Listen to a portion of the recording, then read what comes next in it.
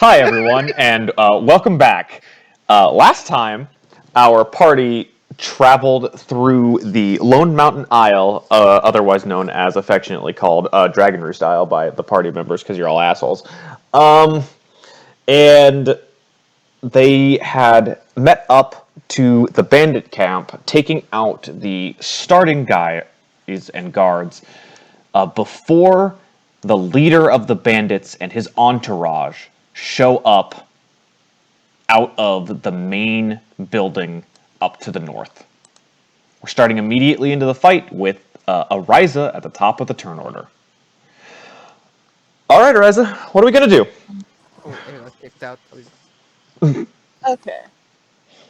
Give me a second to zoom out my map a little bit. We got some distance. Yeah. I can make it up. Alrighty.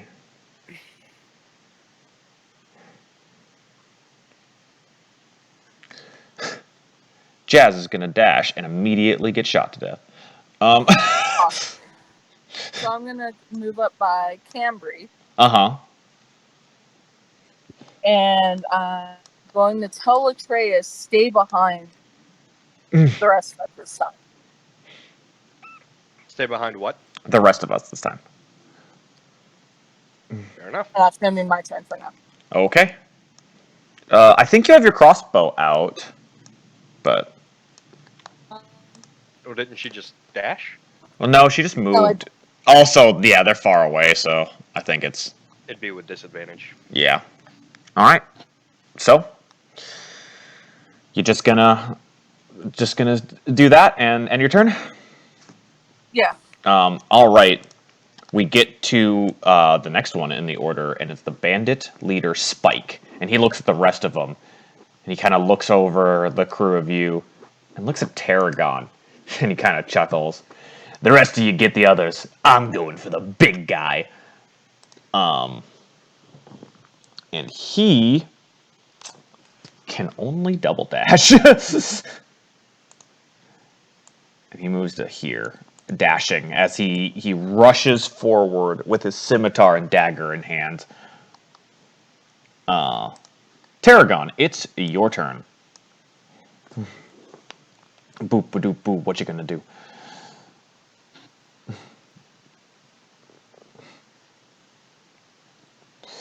It's gonna be Toll of the Dead, I swear to God. Oh no, the cleric has aggro. The cleric has aggro. Palm out. Yeah, there it is! Toll the Dead! Wisdom save, right? Yeah, it's a wisdom saving throw. Yeah. I rolled a 2. Oh no. Luckily, he hasn't taken damage yet, so it's only a D8! Ring that bell. Ring that bell.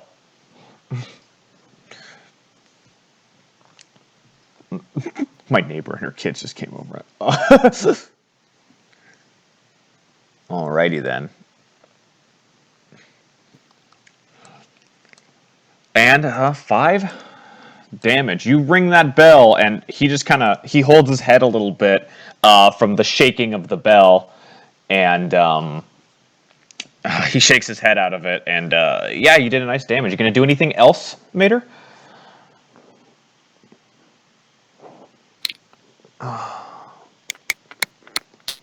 You don't add... No, you don't add mod for it. So you can still move or bonus. If you feel like it.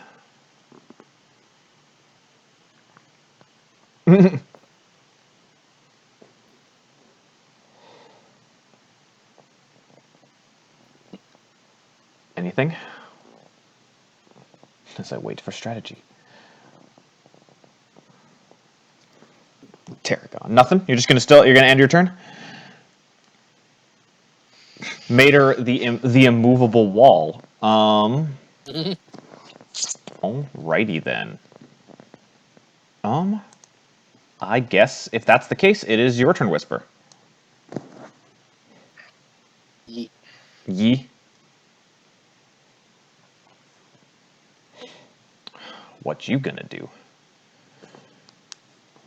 Can I see around this corner? Let's see here. How's your line? That tent is still up. Let's see who you can see. You can see. I could say you could see that bandit, and maybe that the lizard folk would have 3/4, and the other bandit would have half cover from that angle because of the tent. You might be able to see. I need to scroll down just a little bit. You could probably see that other bandit, but he'd probably have half cover due to the table, and then that. Yeah, they're kind of either half cover or full or 3/4 cover.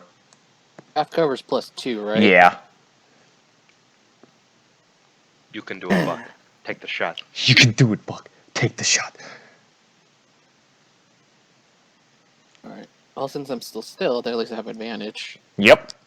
You do. So, this one's about to get lanced. Alrighty. With a longbow. Without proficiency, as we discovered. Yes. I know. That was my mistake. That's fine. We figured it out. We've all made mistakes so far, I think. 14. 14 on a normal. You just hit. Oh, jeez. Yeah. I just remembered that, too. All right. Yeah, go ahead and roll damage. Wait. +4? Because he doesn't have proficiency with a longbow as a rogue. Oh, that's right. Yep.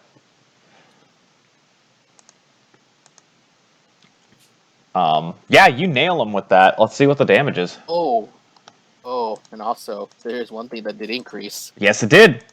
Because we did halfway get to level 3. Yeah, you just shoot him in the heart, and he falls. He just thump, and hits the ground.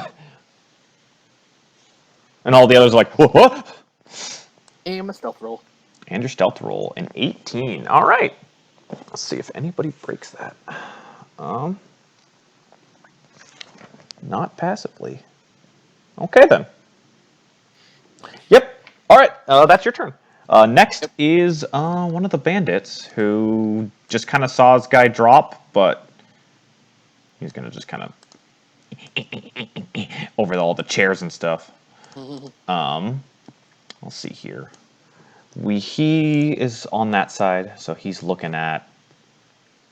He's going to shoot at Cambri with his crossbow, I believe. Yep, light crossbow with 80. Yep, you can make that. All right. So he's going to aim at Cambri. And absolutely whiff as the crossbow bolt whizzes by and goes just basically through your entire group, missing. He's just like, shit! All right, I guess we got some lizard folk who are going to... this one's going to dash and support his leader as he charges forward. Alrighty. Goals, it is your turn. So, bonus action, make 3 rocks. Okay. I move here. Free action, come one to a rise and Tarragon. Okay. Throw one at Spike. Okay, go ahead and roll to hit. Oops, do Yeah, you hit him with that. I? You wing him in the shoulder, and he's just like, ah! That rock had a bit more punch to it. That's a D6, not a D4. Cool. All right. Oh, yeah, that had a pretty decent punch to it. Yeah, you nail him pretty bad with that. Is that it? You're not gonna. You still have some movement you can take. You only moved 5 feet. Fair enough. Alrighty, Latreus, it is your turn. Yeah, meat shield. That's your. Latreus is just kind of like, what do you mean stand back? I can't do anything from back here. I gave you a warning. There's a fire over there. 5, 10. Hold on, I wanna make sure I got this right. Undo. 5, 10. Oh shit, Cambri's not on the turn order. I guess I'll have her go last for now. 20. Why is she not? That's weird. 25. Okay. Okay, Cambri's going to go after Matthew now because for some reason she's not on the turn order. Actually, can I? Can I from here? I cannot. I'll have to step forward 5 feet. Okay. I'm gonna step up behind Cambri, dig down into a component pouch. Yep. And I'm going to pull out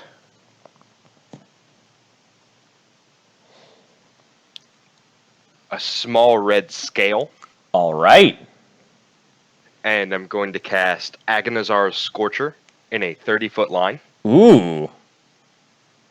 Going this way. All right. I have to make 2 dex saves, right? If I remember correctly. Yes, 2 dex saves. All righty. So Spike makes his first one a 15. That meets. Okay, meets it beats, and then the lizard folk got a 3. Okay. So it's 3d8s of fire damage. alrighty. And Spike takes half. Yep. He kind of sees the fire start to form and kind of does a skirt out of the way. 18 points of fire damage. Still scorching him a little bit. But yeah, and the lizard folk is badly burned. It's just ah! And then that'll be my turn, I think. Alrighty. Or no, I'll bonus action convert my last sorcery point into a first level spell slot. Okay, sounds good. Cambri looks over at Ariza and is just like, should I stay and defend? Yes, hello.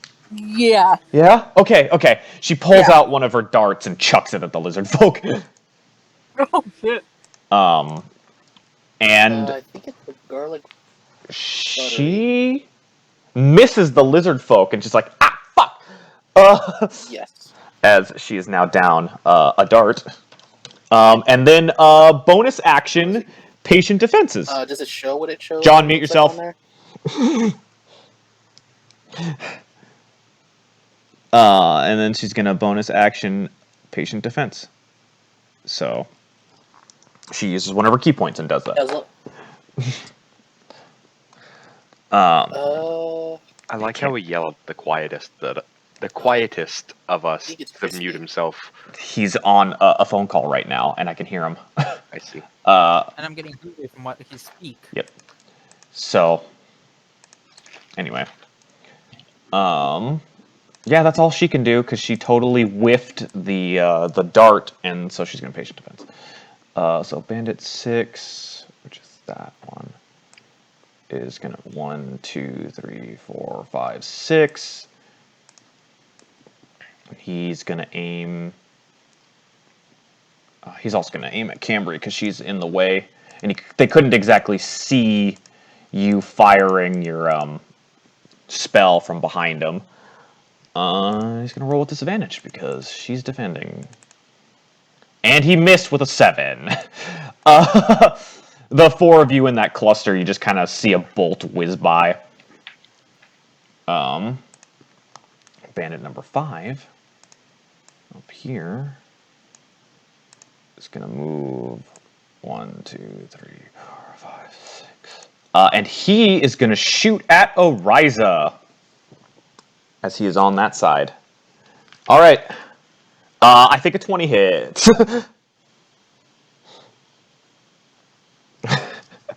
Ow. That is a 1d8 plus 1, I believe, right? Yes. And that is 9 damage. Can you not scroll up when I'm trying to remove health? Thank you. Oh, my number lock is being pinned.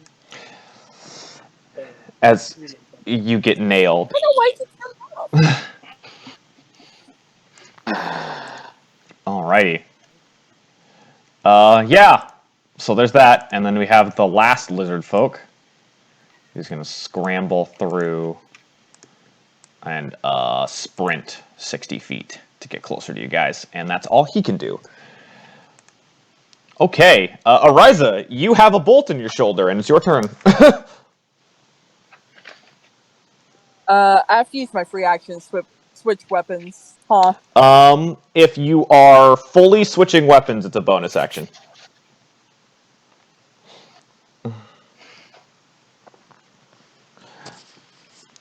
As you are holstering and unholstering a weapon. Okay, yeah. So you guys said I was on my crossbow. You last should time, have right? been, yeah, because we were all kind of far away. Yeah, that makes sense. Okay, so I am going to switch to my. Okay, as your bonus. Yes, that's my bonus. Mm-hmm. This might not. Oh, I'm going to move here. Okay. And I'm going to cast my blood curse spike. Okay, do I have to do anything for that, or does he just get cursed? I think he does.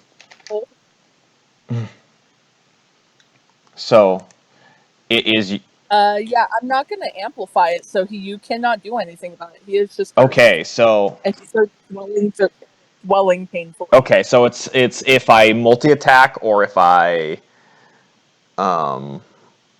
move, right? Or is it just multi-attack? You multi it if you make more than one melee or ranged attack. Okay. And if you tries to make a strength or a dex ability. Okay, cool. So he's just kind of like... Ugh! He's kind of like swelling a little bit, and he's just like, what the hell? Ugh! And it hurts. Ah, it stings. All right, well, So, cool. Why does it sound like a Meat Canyon video? Just, oh, it stinks. And I'm guessing that's all you can do right now. she said in about 5 minutes, babe. All right. That's all you can do right now, right, Jazz? Okay. Yeah. So it's Spike, and he's just like... He looks and he sees you, and he's just like... You're a brave one, but you're not my target right now. As he kind of like steps forward, or like he's like moving as fast as he can, as he's just kind of bloated uncomfortably. And he, with his scimitar and dagger in hand, is gonna make 3 attacks at Tarragon. 1, 2, 3. Does the 17 hit?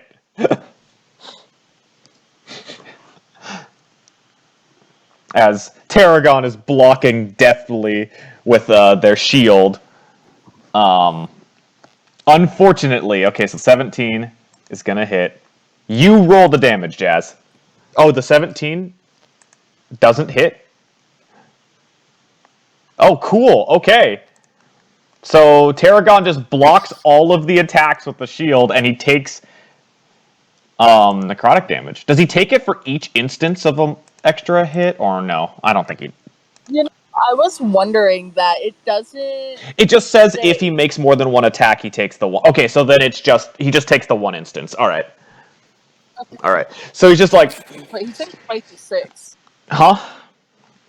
He took a spicy 6. Yeah, he just like was swinging, and as you could hear kind of like Tarragon being up close with the big elephant ears, could hear the swelling of the blood like coursing in really painful, some popping of veins. He's just Does he I look forgot to roll bloodied my after healing that? craft.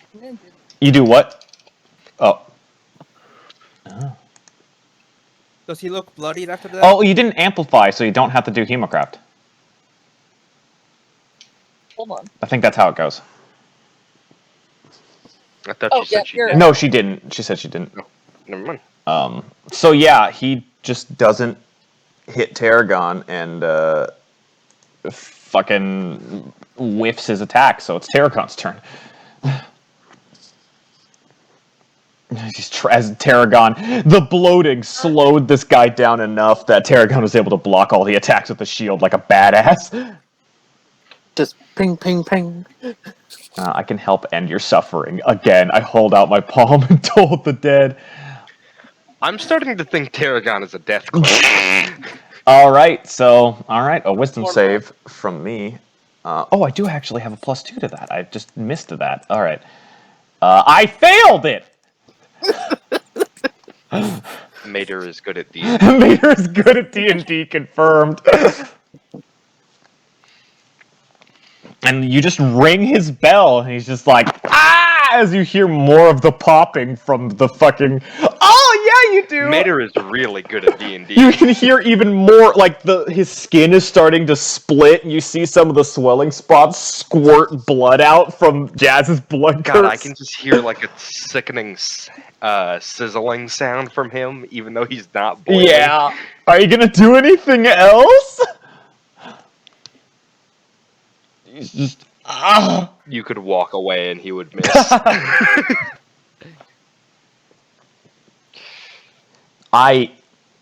Jesus Christ. Bonus action to cast spiritual weapon. Cool. Where are you Ooh. casting it? And as part of the action, who are you hitting with it? And what does it look like? Just that tiny little crystal. Just pink, pink, pink, pink, pink. Okay, so you're casting it like next to or behind Spike? Okay, there? Alright. So go ahead and draw it, and what does it look like? Or like, we'll just make, like, draw a shape, I don't really care. You can do, like, just a block. Yeah, what is the shape of your spiritual weapon, Mater? What is Tarragon's spiritual weapon? Should have thought of that before you cast the spell. I know we talked about this earlier, but what have you decided on? It's his favorite Spice Girl. It's Nefertiti. It's You Nefertiti. got any salt? You know that joke. It's the Grand The Grand Duchess. It's just the Rosetta Stone. It's just a stone tablet. It's just gonna bonk So him. go ahead and use the shape tool to draw like just a square, like a filled-in square. And what's this from under the ring? It's the Rosetta Stone! Wait, no, make it a tombstone. Make it a tombstone. Tombstone's ready. Oh, that's a small box. Okay, there you go. All right, so as part of the bonus action of when you cast it, you can make a melee spell attack with it. So, The Rosetta Stone just has a single dot in the top of it. so go ahead and roll to hit with it if you are wanting to. It is your spellcasting mod as a melee spell attack. Oh my god. Yeah, you nail him with it. There's nothing you can do about that. Tarragon's just gonna murder Spike by himself. Spike just gets nailed in the back of the head by the Rosetta Stone. Alright, go ahead and roll damage. And what's cool is that she gets to add her spellcasting modifier Yeah, to you... it. Ah! No, not yet. You rang his bell, and then you fucking smacked him with the goddamn... Oh! Tarragon, the Tower of Babel! Oh my god. Is that all you... Is that your whole turn? You did a bonus and an action, you're not gonna move or anything? Yeah? Tarragon, the Tower of Babel. Alright. Whisper, it's your turn. Okay. Tarragon's a rock. I didn't think she knew that combo, but cool. What kind of cover? Oh, does you that can have shoot for him me? normally. He moved into space. Ooh. Yeah. I'm sure you know. Oh, I know what's gonna happen. Yeah, you hit him. You nail him with that one. Yeah, that's cool. Yeah, no, it's real clear. And he gets shot in the heart and drops to the ground. That's a lot of damage. That's a lot of fucking I think damage. I pinned him. The arrow, like, it's like a 50 caliber bullet. You left a hole in his chest. Like, and, ooh.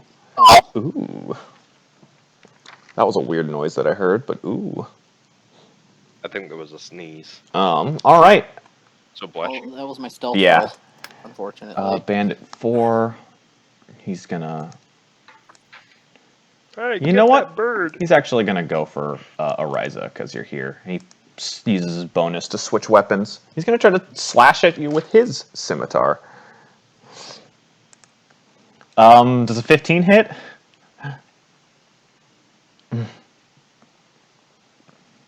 It does. Wow. Wait, really? Even with your scale mail?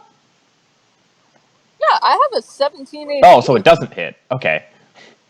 Okay. Yeah. So he goes to swing at you, and it slides across your scales, completely missing your flesh, and he's just like, "Oh man, I'm gonna get fired."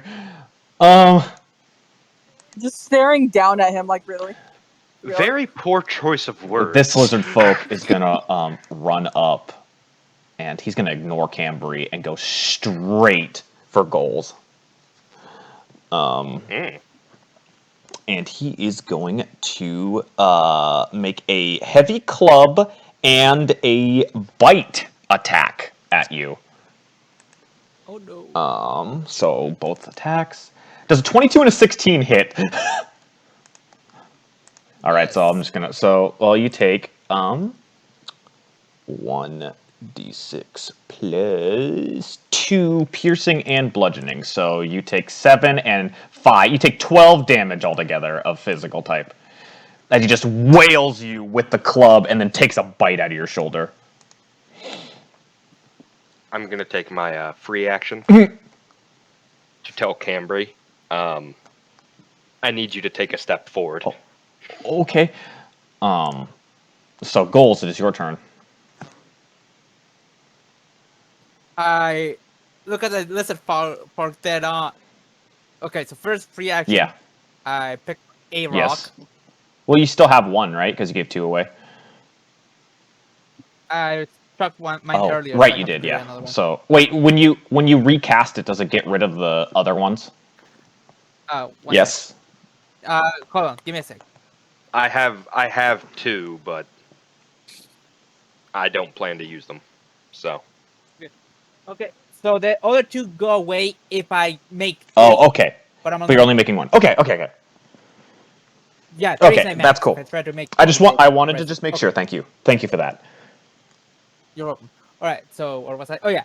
I make it my rock. I look at the lizard folk and just stare him down. Pick up my rock. Cast catapult on it. And aim it at.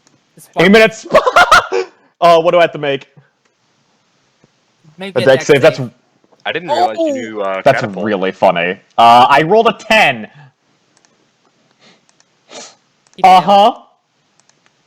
So he takes the rock damage and the catapult Yep. damage, And right? the 38. Yep, all of it. And Takes the all of 38 it. from catapult. So first, let's start with d6 plus 4. So, Okay, 7. All right, and then what's the rest of it? Oh wait, wrong card. You know, Juan. Okay, well it's 15. You still killed him. So Tarragon, you beat the shit out of this dude, and you just see a rock whiz by and hit him right in the temple, and he just drops to the ground dead with extreme force. A lot easier than I thought it. You know, same. I look at the lizard folk and say, "You want to keep going?" He just I was about to say, did he like make a hole through Spike and then a hole? he into the hisses at building?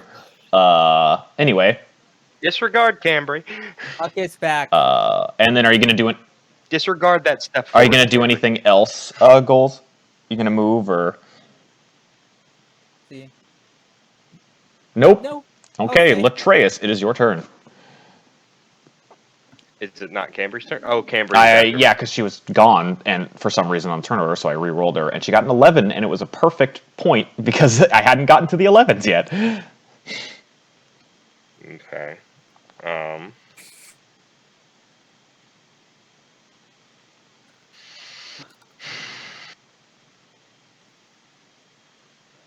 Well,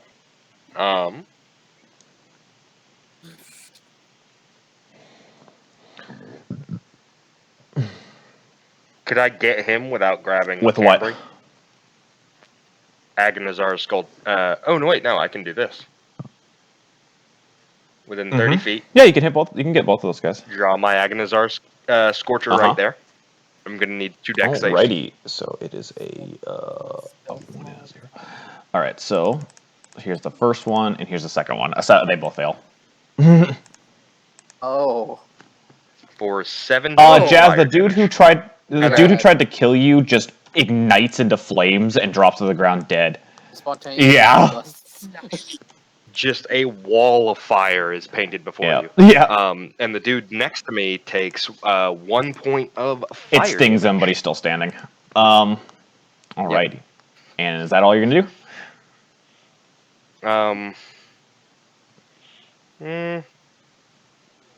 I'm feeling a little cocky. I'm gonna 5, 10, 15, 20, 25, 30. Okay, so you're leaving his range.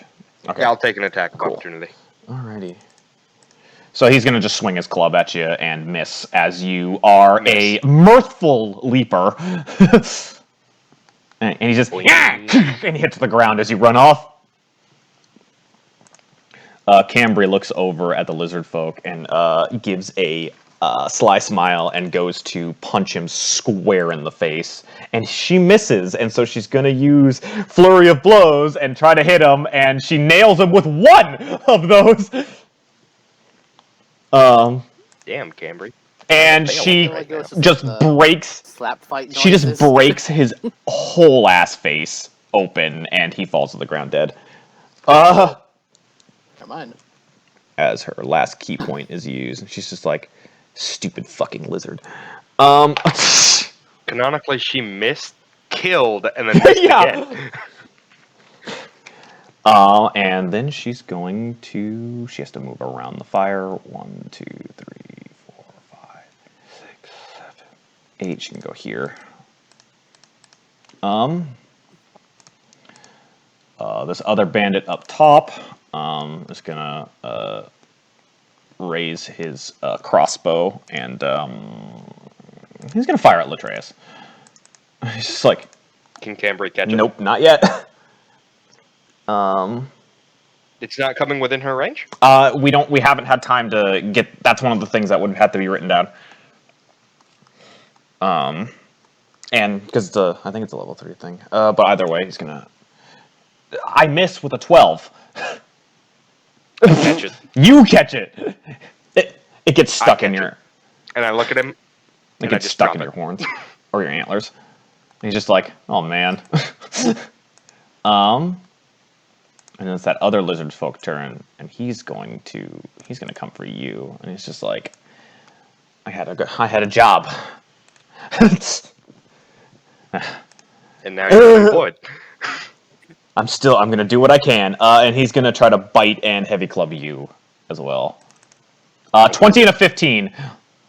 All Both right. hit. So you Boy. will take some spicy damage. You take 12 damage, some bludgeoning, some piercing. As you are bit and then wailed on by the club. No, for a wizard, or for a spellcaster, I'm doing pretty okay for taking 2 hits to still being safe. Ryza, it's your turn.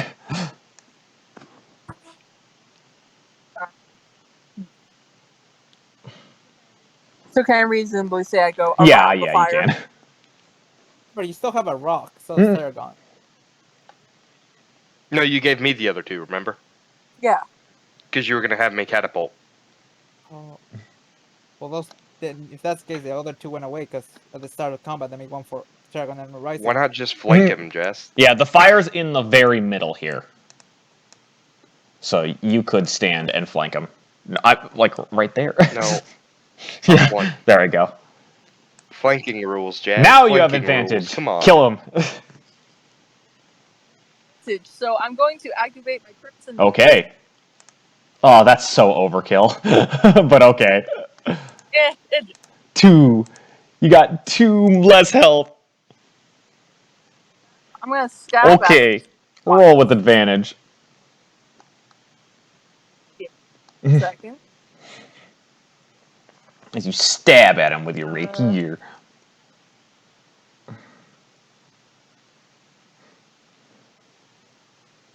And wow. You go to stab at him, but he ducks just a little bit out of the way, and you pull back because you're about to stab Latreus, and you're just like, oh, whew, that was close. Very close. I guess I Um, guess that's your turn. Yeah. You almost made All last right, drop. Tarragon, it's your turn. Or Venison, actually. Oh, Mhm. I got it. You need to switch back to the select and move. Or are the other things? Type some more opinions into my character sheet. Alrighty. What are you gonna do? Oh, move up there. Okay. And are you tolling the dead, that guy? Did I? Yeah? You're tolling the dead him? Okay. Ring that bell. I think I succeed with a 19! I succeed! You can move your spiritual weapon like 20 feet as a bonus action. Yeah.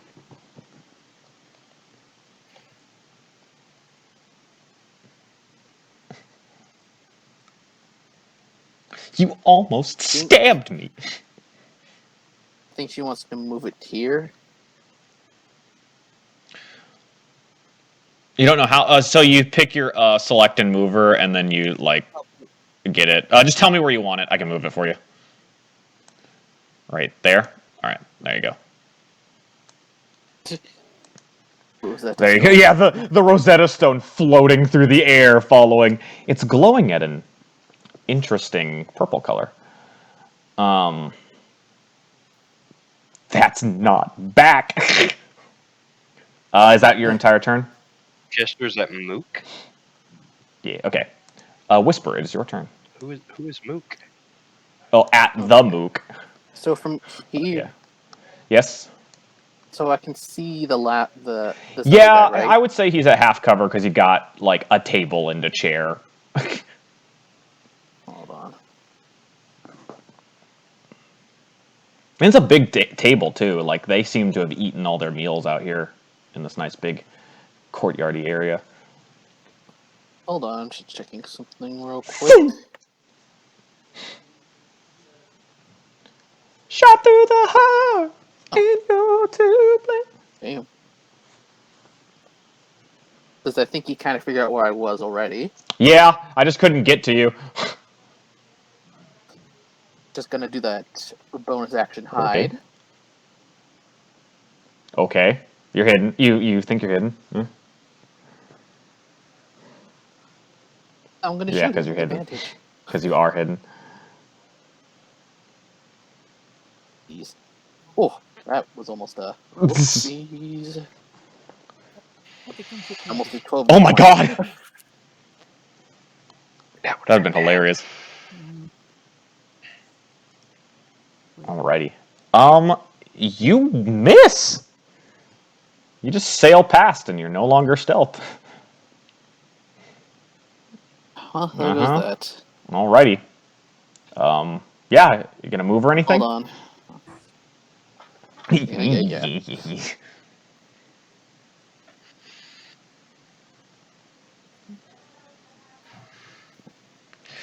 Tarragon is literally an immovable tower. Like, gonna go behind that tent. Alright.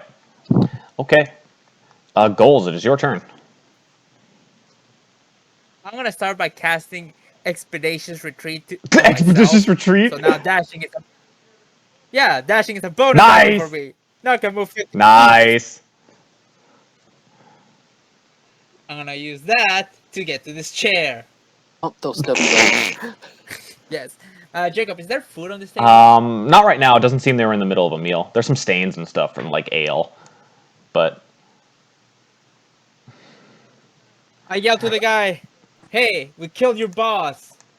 If you wish, sit and we can negotiate your surrender." alrighty. Michael sits down. Latreus, it's your turn.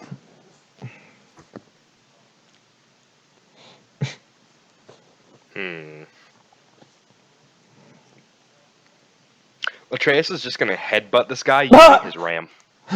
Okay. Oh, Yeah, I yes, figured who it was. And I have advantage since I'm flanking. Yes, you do.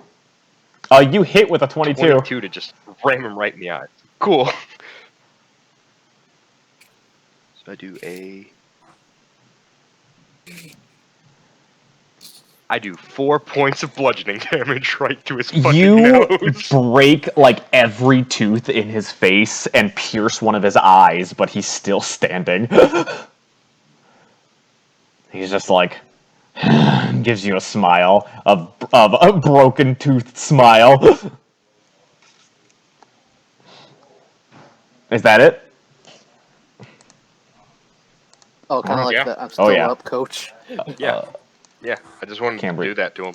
Cambry's gonna walk up here and deck this dude. Oh wait, no, I'm sorry. The ram does push him back 5 feet. Into Ariza, so he doesn't go anywhere. I'll say I stepped to do it. No. Oh no, wait, no, because that was Yeah. gonna be my advantage. Never mind. Yeah, I just bashed him. Ariza, a lizard folk just plows into you, and you're just like, hey, get off, and push him back into the corner. And I Could just I look argue- over his shoulder like, that's how. What, Jazz? Did I argue he got put No. into my rapier? You were unprepared for it. And why does it feel like Cambri's about to snap this guy's? Well, she missed with the first hit, is. so she's gonna use her bonus action to hit the second. Because she is. Hey guys, I want you to know he had 1 health after Matthew's hit. What does she do? And she does 16 damage to him. She does she misses with a punch and comes up and rears up with a roundhouse kick and hits him in the head so hard it spins his neck 180 degrees. And he fucking drops to the ground dead. And I just look at Ariza and I'm just like, that's how you hit something. She moved like 5 feet, so she's gonna be like, all right, and she's gonna walk up to Goals to be like, just in case something happens. And this bandit kind of like, so he walks up and he's like, yeah, you're gonna negotiate with me. And he switches weapons with the bonus action. He's like, how about you negotiate your death? And he goes to attack you. And I think I hit with a 14. And sadly, Cambry's out of actions, so he's gonna. Why didn't you roll persuasion? Because I had Yep. my action. And there's 5 slashing damage with the scimitar. As he cuts you open. Ghouls fucking Almost. Like, why can't I? I couldn't have actually, unless I crit him, I couldn't have downed him in 1 hit. While you're figuring that out, Ariza, it is your turn. You might have to click off and re-click onto your character.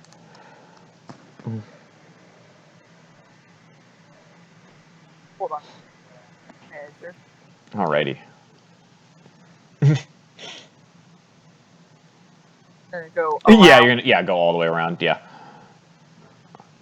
give myself Yep, advantage. with Cambri. She's like, oh shit. Also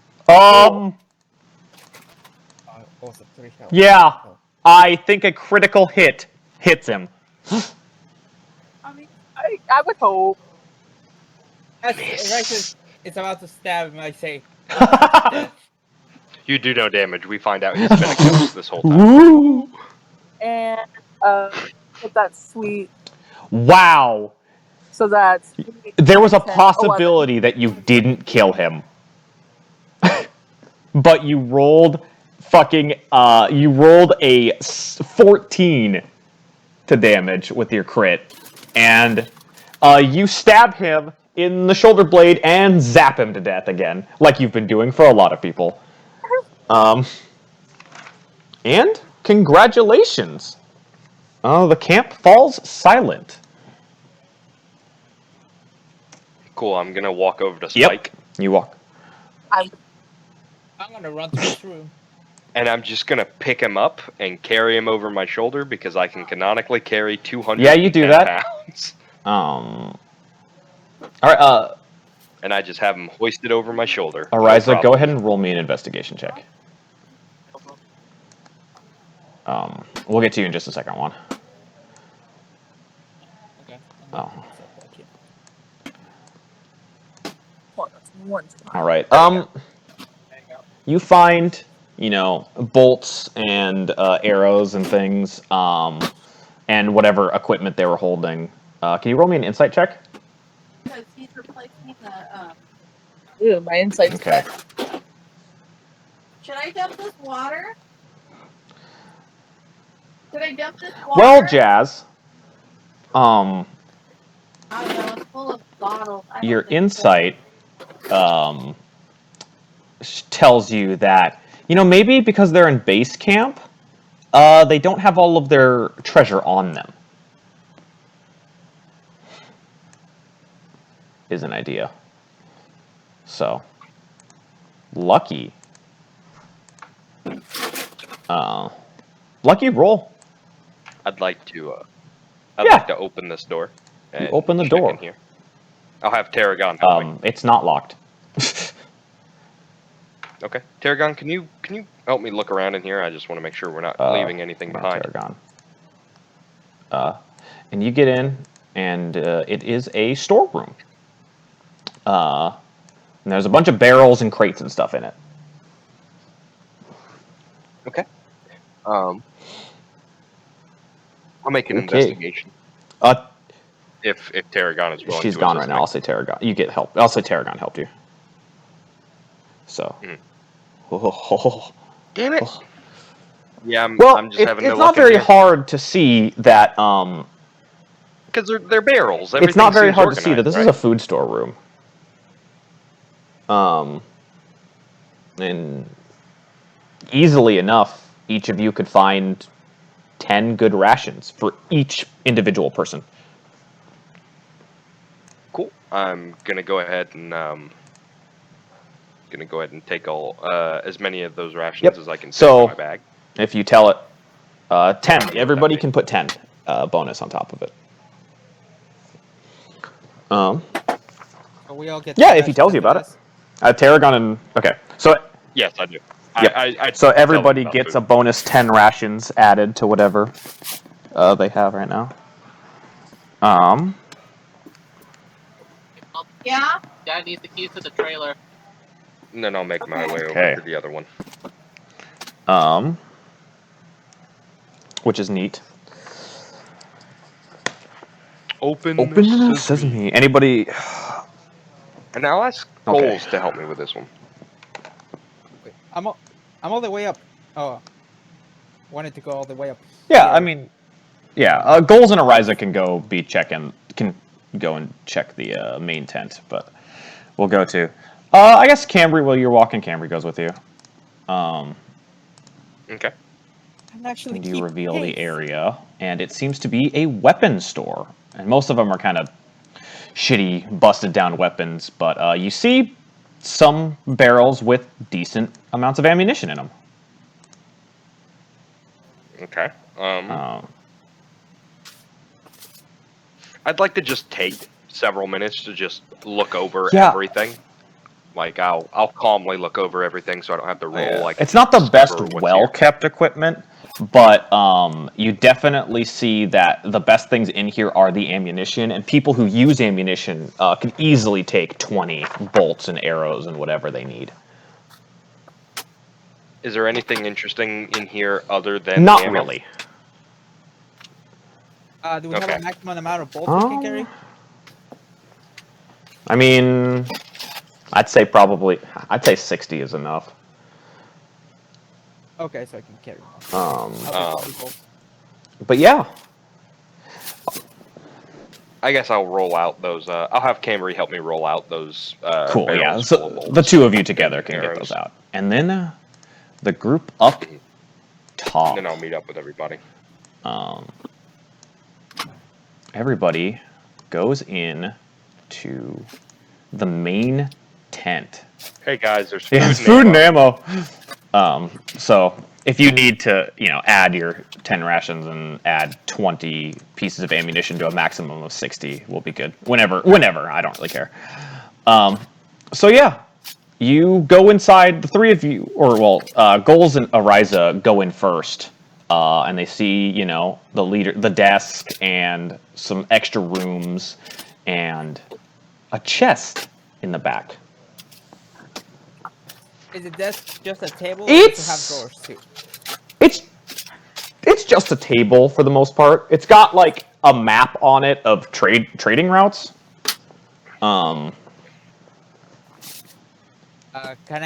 Would you have me inspect the map to see if it has like banded locations or It- hideouts, or It looks like the places that you've gone to recently are the only ones that really are checked for this one. It seems that you kind of get the idea that there might be multiple maps. I'm gonna keep holding it.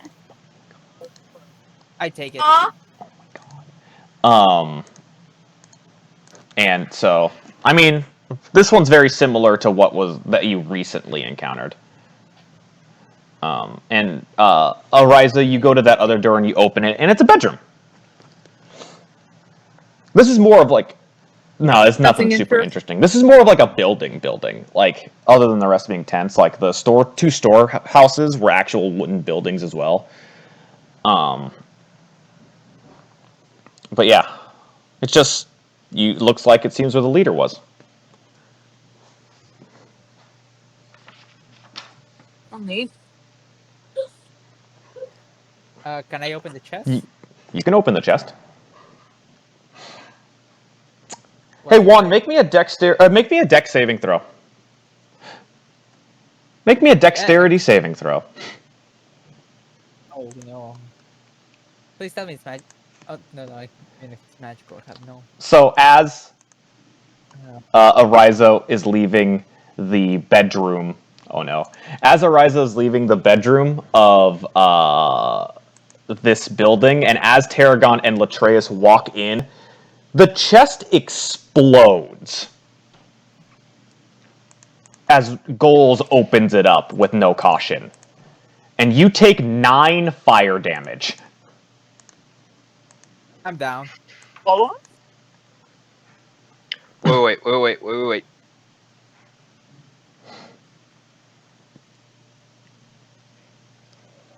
Damn, I couldn't save him. I was gonna use my absorb element spell, but it's a self thing, and I would have had to be right next to him to do it as a reaction. So Ariza, you're like opening this door as you see, like you could feel the heat of the explosion, but it doesn't quite make it to you. And yeah, oh shit. Tarragon, if you were walking in, Tarragon, the two people on the outside would have heard it for sure. But Ariza, you just watch as Goals just gets fucking exploded.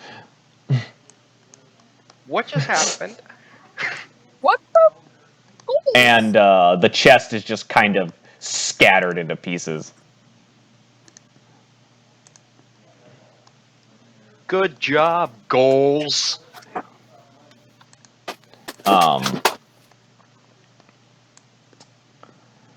You try, so you can use Spare the Dying on him, or if you have a spell slot, you can heal him. If there's anything burning, I'll go ahead and use control flames to just snuff it out. Yeah, you do so.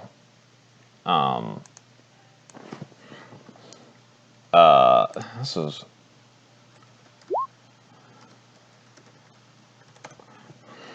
So yeah, you don't have any more spells. All right. So yeah, you stabilize. Do you wake him up afterwards?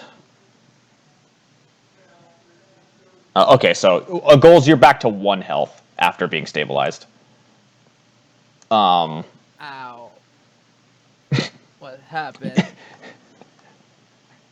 Great job, dumbass. You blew up the loot.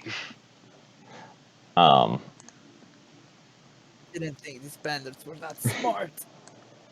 Whisper, I would say Whisper kind of catches up a little bit, because apparently John's not fucking here right now. Which it would have been great if he was to do that chest, but, you know. Not my fault.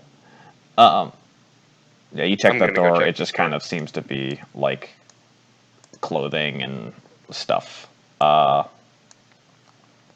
yeah, that chest is now... Alrighty, so we're back for the second session of our director's commentary partway through an episode because of bullshit. Today we have Mater, Jazz, Jake, and John again. So the thing starts. It drops out right after Juan blew himself up with the chest. In the in the bandit captain's house. We were talking about this before we started the recording, but nobody expects Jacob to like trap chests or anything. He's never done that before. Oh So yeah. nobody will look. Yeah, no, I've actually I've done better with writing traps in this game. At least I think I have, which is new for most of you, but it's still kind of spread out, few and far in between. So that's just gonna keep us on our toes. Oh yeah, it is. Yeah, I enjoy it. I like a little bit of straightforwardness when I write games. And also, we just got to the point where Mater rolled her critical success to find all of the scattered gold everywhere, which was incredible. That was really funny. Which means, so it's funny because, you know, Tarragon's a treasure hunter, and that's all that we know about them so far. And, like, getting a natural 20 on the roll for discovering all of the gold at that time was just perfect. Which, you know, 800 gold. Pretty nifty. I mean, if you think about it, playing as a Loxodon, that's really really interesting because it's like the trap chest exploded, and Tarragon's just there like, I'm watching all the gold, not goals, and just like, I know where every piece is. Yeah. Mater has some of the most amazing rolls I've ever seen in D&D. Okay, so this is a thing that Mater does. This happens in Mario Party as well when we're playing. She constantly is just like, "Oh man, I suck at this mini game," and then wins it immediately. It's like Mater knows the logic of the world and plays the Uno reverse card on it. Yeah, I think it's funny how like everybody collectively agrees that Mater's the MVP of the campaign so far. So far, and I'm gonna bank on the shot of the whole. Mater's gonna be the MVP by the end of it too. This is gonna be like her campaign to shine. All right. Yeah, yeah. Mater's just like getting the gold and getting goals up, getting golds up. That's really funny. That's really. Yeah, it's Oh, Mater, you need to remember to mark down 200 gold on your character sheet. I know you haven't done it yet. After finishing this quest, we've talked about this for like 4 days straight. Oh man, what? It's okay. It's okay. Just plot gold. Let's put it that way. It's plot gold. Hey, it's not my fault if you forget all of the gold that you have on your person because if you forget the gold that you have and don't write it down, you lose it. Like, I won't remember. Like Mater just mentioned in the Discord, she's doing that right now. So yes. She's at least up.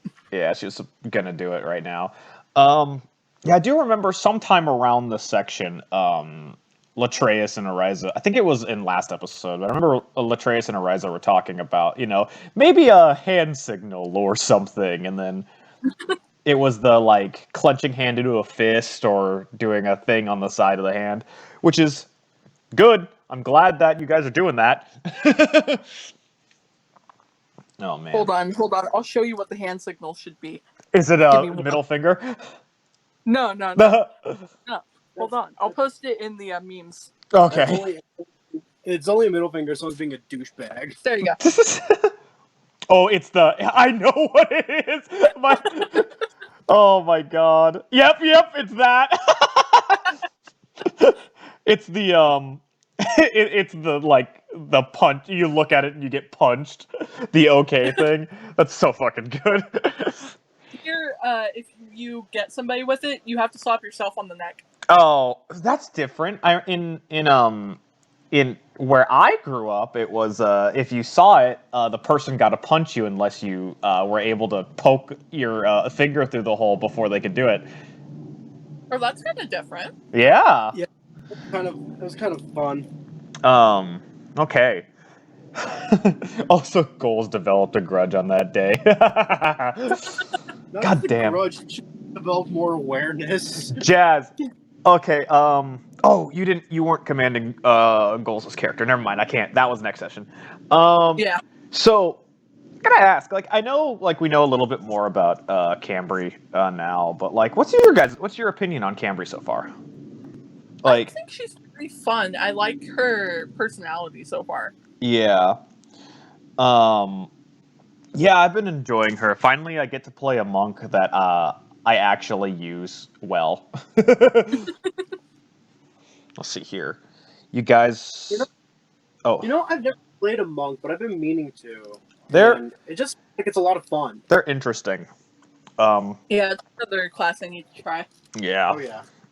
Oh man. Did I hear this squad? Next campaign, monks only? Monks John only. said things a lot. Yeah. Oh great, I can turn to an episode of JoJo. No. Yeah, and you also, I remember you guys got rations and ammunition from this area, which is good. God, you guys are stacked on ammunition and rations right now. I should probably buy some more ammo, actually. Yeah. So I keep hearing. But it's weird because... Oh, wait, no, I think that was in the last session, so I can't really talk about that. Never mind. What, Jake? I'm gonna say this. I've been hearing a lot about the ammunition. You guys just keep stacking yourselves like bolts and arrows. Like, what's the end goal for this? You just want enough to feed an army, or what? No, Jacob's making us keep track of our ammo. Yes.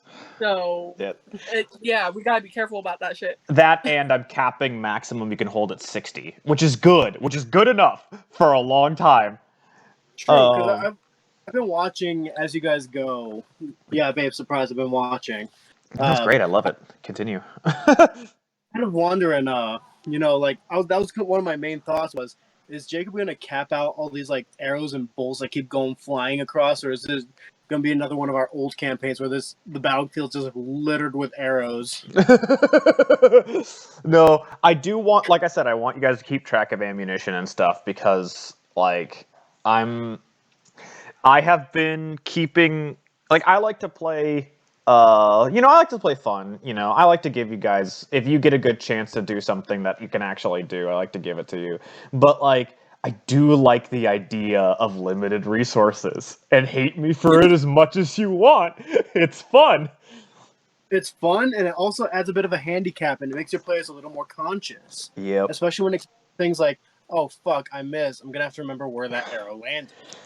I also can't wait for you guys to actually get into a close quarters battle because they've all been super open so far, and it's been interesting because all of you just like, all right, crossbows and spells out.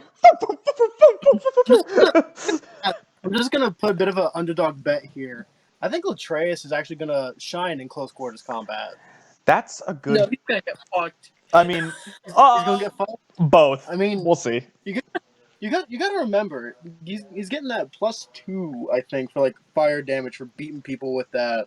For part of his weapon. Pyromancy. Oh, that, and he is also. It's his pyromancy skill. He does 2 damage to people that are 10 feet away on top of whatever fire spell he uses, which is pretty good. Exactly. And see, that's my thing. It's just that's gonna stack up, especially if he uses that like Firebearer's torch and he starts beating people with it. That's gonna stack. Gonna add some underwhelming damage. That's gonna hurt. But the problem is, Latreus needs to be able to take more than 2 or 3 hits to be able to stack that damage. Oh goddamn, John! Yeah, Latreus is a flamethrower, and we're about to go into close quarters. Oh, no. Friendly fire. Oh literally. Man, it's gonna be great. I can't wait for it. No, just getting juicy. I think you guys are just figuring out gold and items so far. And I remember by the end of the session, you guys get like 333 gold from just this session. We're getting a lot more gold than we usually get. I have been better at it. that's usually the case with coalitions too. Is it's a contractor. You have to think of it in real time during that.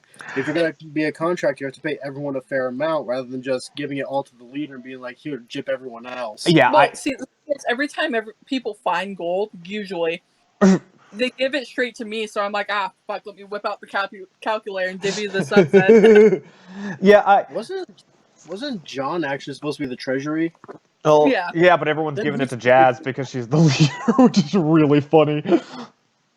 Here, next time that happens, just put it all collectively in a pouch and give it to Whisper and be like, "Do your job." Well, he did once you guys get back. Yeah.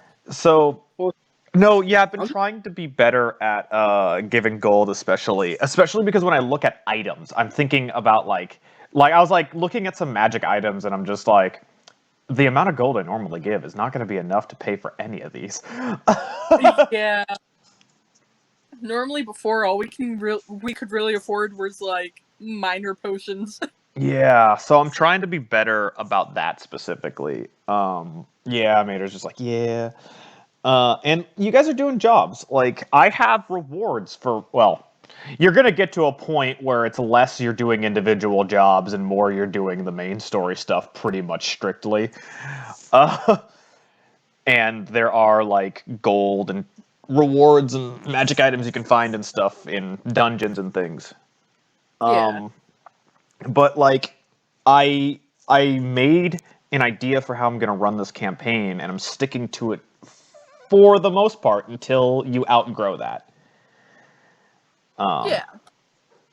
So that's why I've been that's why, you guys get like 3 things you need to do before you move on, but there may be like a secret 4th thing in each section, or yeah. Yeah. It's a really I'm really happy with how I've written this game so far. It's turning out really good. I think there's a lot more balance in this campaign. Yeah. Let me tell you, I've focused. I have, let's see here, 2, 5. Really, Mater? I have 6 windows open every time I build a mission. It'd be funny if Jacob, the rat job can I tell post. Mater? Yes. Can I tell Mater? Yes, you can. So, Mater, the funny thing is, Jacob has told me later down the road there is going to be something involving rats, but worse. Yes, I've almost told every. I know I've told Matthew, but the rats are coming back. Coming again. I'm really excited for it. It was almost like that Dead by Daylight custom game, Jacob, where you were the trapper against me, Jazz, and Matthew. Rats! Oh no! All right. Yeah, But, the rats are going to be interesting. I needed a filler quest. Oorah. Hoorah, devil dog, hoorah. But going back to a previous conversation, there's the last couple of campaigns we've played, not just with you, Yeah. but like even going back to like Humblewood, I think every time you build a character, you usually get like a combat like melee weapon, and then you get a long range, depending on how you build it. And I've just never really had much of a reason to pull out my long range weapon. I mean, if we're going off of that subject, look at Tetsu. He was beating shit left and right with the quarterstaff. I mean, Yeah, but like if you I'm really Yeah. really want to be a long range player, be a ranger or an arcane archer fighter. Yeah. True. Oh man. I Oh. don't know. I'm just a big fan of melee weapons. Yeah, no, it's great. Melee weapons are fun. There's a lot of them, and you can do like interesting, weird builds with it. I was telling John about this before everyone got here, but with the Thrycreen now becoming a thing as a playable race, I'm so happy I get my bug person finally. Hell, I want to play like a fighter Thrycreen that has a shield, a sword, and a dagger in his 2 tiny hands. And I want him to be afraid of bugs. Jacob, you know what immediately popped in my mind when you said that? What? You watch Overlord, right? Yes, I did. Yeah. Oh no, not I- no. Yeah, you immediately remind me of Colchitis. Oh, Cocytus! Oh, thank God! I thought you were gonna say Entoma, and I was gonna freak. No. Oh God. No, Jacob, I know you. You're better than that. No. Take me through Overlord. Oh yeah, I do, huh? Hey, But- babe, what we're doing next weekend? Oh, okay. So, back in the recording, you guys are back on the boat. I don't remember what you guys talked about on the way back to shore. If you remember any of the conversations, that'd be awesome. Yeah, I think it was. Because I think Matthew and Goals decided to have an understanding at this point. Or, Yeah, I think so. Latreus and Goals. I think Mater and I talked as well. I know you guys talked before, like, on the way to the dock about why you built the thing. Thank God that's actually in the recording for session 4 or 3. Cambri. Oh yeah, that's right. Cambri came over and was like, Oh, "So I know I offered a spot, but is it still okay if I join?" yeah, right. And you were just like, yeah, totally, you're badass.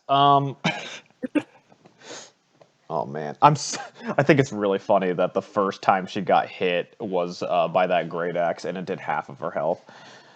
Yeah, That was rough. Just shows you how deadly a great axe can be, and I mean, even weaponly, that's just. I mean, at level 2, As a weapon, great axe can cause a lot of more devastation than what people realize. at level 2, she had 16 health, and she did 8 damage to her. Exactly. Like, I think that captures it pretty well, especially, like, it didn't send her flying or anything, did it? No, well, it sent her, like, she scrambled away back and hid behind the cleric. And see, that's kind of fair for that, because it kind of instilled a bit of fear. Yeah. And I mean, it's good to give your NPCs like that, like, emotions, like, people haven't figured out yet, like, holy crap, this is a little more than what I signed on for. Yeah. Time to go be scared, you know? Yeah. No, yeah, I've, low level is so much fun, you guys. Low level is a lot of fun, and I did a weird level, because, like, normally it's level 1 or level 3 when you start out, but I did level 2 because I'm just like, I don't want to be level 1 and I don't want to be level 3. Yeah. You don't want everyone to have all their, like, archetypes and everything already. Yeah, and you don't want to be there and be like, okay, guys, you got to earn it. Here's, like, 5 rats, fight them. Yeah. One of these days, I need to do a one-shot with the 3 of you where you do fight the rats. That could be fun. Like, at level 1, like, I need you to rebuild your characters at level 1, and then you just, swarms of rats. Watch one of us accidentally die during that. Like, wait, that's not supposed to happen. Okay, this one-shot's an alternate reality. God. I'd give you a few, like, health potions as part of the job. Yeah. If you guys are starting out, you guys kind of came a little... World War Z rats. Oh, no! No! Oh, God. To hell with those rats. Oh, man. So... Okay, what I miss? Not too much. World War Z rats. World War Z rats. That's normal for John to be like, what did I miss? All right. So I've got to ask, how are you looking forward to things? I know that you're excited to know that this campaign is in an old world that Jazz got to play in. We finally have the campaign, actually. Yeah, we finally have the 3rd member being able to chat that was part of this world before. Yeah, it's interesting. You're looking forward to revisiting some old stomping grounds. Oh man. Oh, I think I lost Jazz for a second. No, we're here. We're quiet. I'm just wondering. We thought someone else was talking. That's our fault. I'm just like, Jazz, you excited for some old stomping grounds?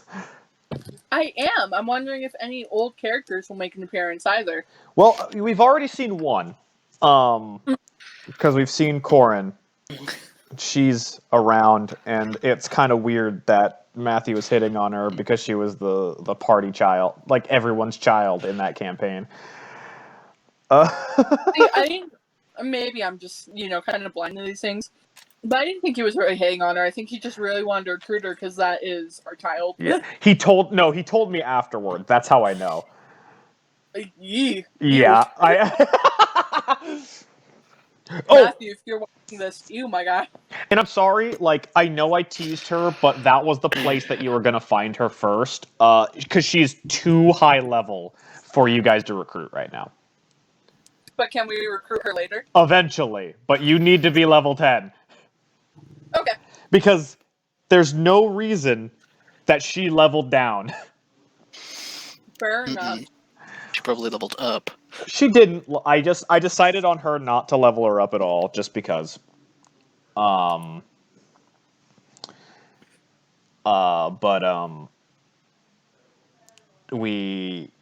brain just shut down on me for a hot minute there. We're talking about Karen. But yeah, I know. But some other characters may have leveled up from the past. Yeah, you're not so we're going to visit that old world, but we're only going to a few locations. I can tell about that. So there's some you've been. They're ones you've been to, but we're only going to a couple of them. Okay. How long has it been? 5 heroes? It has been 20 years. At least in the game. Yeah. So we might even get to see the heroes. Oh, most of them. Aarakocras live only to about 30 years. Oh god, Akess is dead. Yeah, most likely. Well, I'm pretty sure they gave her something like a monument or something, like some kind of statue to commemorate her. Oh, yes, you guys have made it back to the docks where Tarragon the Tower became a thing. Okay, so I haven't gotten to that part yet. Explain Paragon the Tower. So Mater has been unfucking hittable as a cleric by just standing still. What the fuck? And so Matthew gave Tarragon the nickname of Tarragon the Tower, and you guys started getting the doc to chant it. Confused Tarragon. Yes, confused Tarragon. Yep. Oh, I remember. So we're back at a part where Latreus pulled Ariza aside to have a conversation, to skip back before you guys docked. I don't remember what that one was about. Oh no. Oh no. Oh, I think it was about. I think it was you. It might have been. I don't know. I don't remember. It might have been you talking to him, trying to. I think that was the hand signs. Was that one the hand signs? I believe so. It was either the hand signs or the whole setting the ground rules. I think it was setting the ground rules with him. Look. I thought that didn't happen until last session. Oh, then it might. Then you're right. Yeah, and Mater also thinks it was the hand signs. I'm sorry, I don't remember everything. I might be obsessive. I might be obsessive about building this game. It's hard to remember everything. Yeah, about as obsessive as me with my character builds. Oh my god. God damn you, John. What? I'm not even trying to min-max. Are we not able to see? If I try to stream this for you guys while I'm recording it, it will take too much of my computer to do it. So that's why I'm trying to. I'm watching it so I can talk back to it. And we're trying to figure out Mater in case it might crash again, and then we're back to square one. Yeah. So yeah, you got Tarragon the Tower. Tarragon. Tarragon. That was so fun. Oh yeah, and also Cambri gave her ship to her first mate. On top of it, because she can't be the one to command it if she's going on a wonderful adventure. Speaking of adventures, is there any other adventures that you have planned? I that's have going to be really fun for the party. Like adventures or adventurers? Adventures. Adventures. I hope this entire campaign and every quest that we do is gonna be a fun adventure. Okay, bit of a sub question for that. Do you think this campaign will last long enough to be a reference in a future campaign? My next campaign I'm planning is the next continent in this world you guys are going to. Ah, Yep. okay. And then the campaign after that is the fourth continent. I actually have my next 2 games planned out. Jeez, Jacob. Oh, and we're at the part. We're at the part where Whisper got his feat, his backstory feat, or his backstory reward. Yes. What the fuck? What the Music. hell? What I feel like Sorry, my dad's watching a movie. Oh, okay. That was really funny. Oh, I thought that was me coming in to say what's up, fuckers. Yeah, I know, right? But yeah, Whisper gets his backstory feat being second chance after action. Figuratively and Figuratively. And as a thank you to the rest of the party, everybody gets favor from the flock. See, I'm really upset because I misunderstood that. I thought it was 1 favor for the whole group. Nope. I should have asked him to help look into my problem. Well, and I didn't. So the funny thing about that is, when you're back home, all you have to do is ask for the flock, and one of them will show up. Really? If you actively search one of them out back at your base, you will find one, because that's why. Because they're allied with you. Oh. Oh, so you're adding an ally system too. Oh, that's gonna be real interesting. Yep. So another question: does the party have to be careful who they align with? Kinda not. Kinda not. Yeah. Also, it's really funny, Jazz. If that's the case, you and Matthew both have used it for exactly what I wanted you to use it for. Yeah. See, that's my fault for misunderstanding that too. No, you're fine. No, it's individually. Each single one of you get a favor from these guys. Okay. So that's good. That's good that we cleared that up. And it's actually the perfect time for us to clear that up. Yeah. Let's see here. I thought you implied that one is always somewhere in the base if we look hard enough. Not in the base, but around town. No, Mater technically right, because we have Whisper. We do have, and you can also just ask Whisper to go find one. That's enough. If you think that makes more sense. You could just ask my character. I mean, you could also just ask Racket. True. Or kind of. No, he kept Racket out of it. Yeah, he kept Racket out of it. Mm-hmm. Fair enough. Sorry, I'm not that far along yet with watching the episodes, so I apologize. It's fine. For throwing your little bust there. Also, I think it's funny how you guys, when you went to get your reward, you were like, "Hey, Cambri, go get your money for giving us the thing, and then come back while we get our reward." So Cambri got 400 gold, and you guys got each your 200 split. Well, hey, good for Cambri. It's 1,000 split, but it was the 200. Yeah, I know, right? Cambri, she had so much money. That's why I was able to dump some into the treasury with her. And then there was mine. Yeah. I actually like this angle you're working with Cambri, Jacob. It's interesting. Yeah. At least we got a nice little war chest now. Yeah, you do. Fortunately... If anyone needs better armor, dip into the guild funds. Fortunately and unfortunately, when Mater gets 3rd level spells, she's going to need some of that money for material costs for Revivify. And also, I hope it's okay I was telling everybody how much gold they got, because I wanted to make sure it was equal. That's fine. It's up to you guys to divide it. I really don't care who does it. He just wants to make sure everyone gets a piece, at least. Yeah. Well, I didn't want to undermine Jacob, but like they kept handing me the gold, so I'm like, everybody gets 200, I guess. I have no issues with how you decide to. Well, you're for the jobs giving you the gold, it makes sense because you are on paper the leader. That one makes sense. But when the players do it, I don't care who divvies the gold up. You could have kept it all for fucking whatever. Could if I wanted to be a good leader. I'm happy. I wanted to be treasurer too. This is funny because it's kind of a whiplash from the last campaign where we're just a bunch of fucking assholes.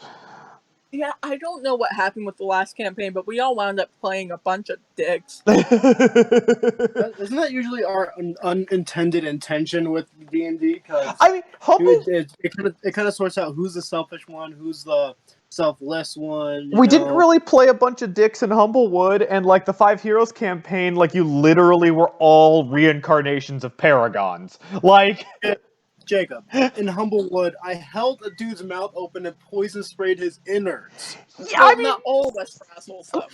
Exactly. but he deserved it. If anything, Jacob, I'm gonna vouch for myself here. I played an asshole. Wait, hold on. I have a counter argument for this. Yeah. However, the one scene with Crix. Oh yeah. We don't talk about Crix. You swore you wouldn't bring it up. Oh man. No, yeah, it's I'm like, I'm a little bit Cambri being a monk's a little kind of, it messes with the team like perfect balance a little bit because it adds a third martial class. Because like when you guys started, I was like, yes, a perfectly balanced team, 2 casters, a half caster, and 2 martial classes. It was like, And then we yeah. recruited. But see, Yeah. Jacob, that's also another thing you gotta keep as a positive, is the potential to recruit people to keep it balanced. Oh, no, like, I mean, once you guys recruit people, like, it's up to you who you want to bring every mission, as long as you go back home before, in between them. That's the only way that you guys will be able to change your party members. Yeah. But we're only allowed 1. Yes.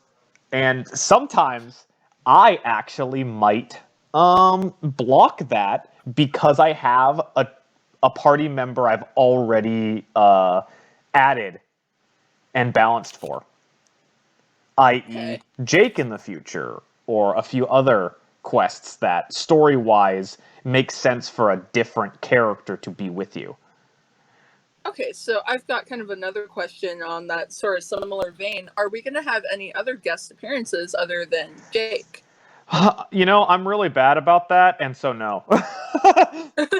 I was wondering if, like, maybe if Dennis got some, like, time off or something, if he was going to join or something. Or Darius. Yeah, or like Darius. Okay. Maybe even Valerie, maybe a second cleric wouldn't have been that bad. Yes. As treasure, I have checked, and for Revivify, it takes have 300. 5 uses. 5? Holy Jesus. shit! Mater can revive 5 people from the dead. Necromancer cleric. Necromancer cleric. Oh man. But remember, the limit is 1 minute. Ooh, spicy. Yep. And also, no, that's really cool. I know I'm making spellcasters have to pay for gold cost, material costs. I don't feel bad about it.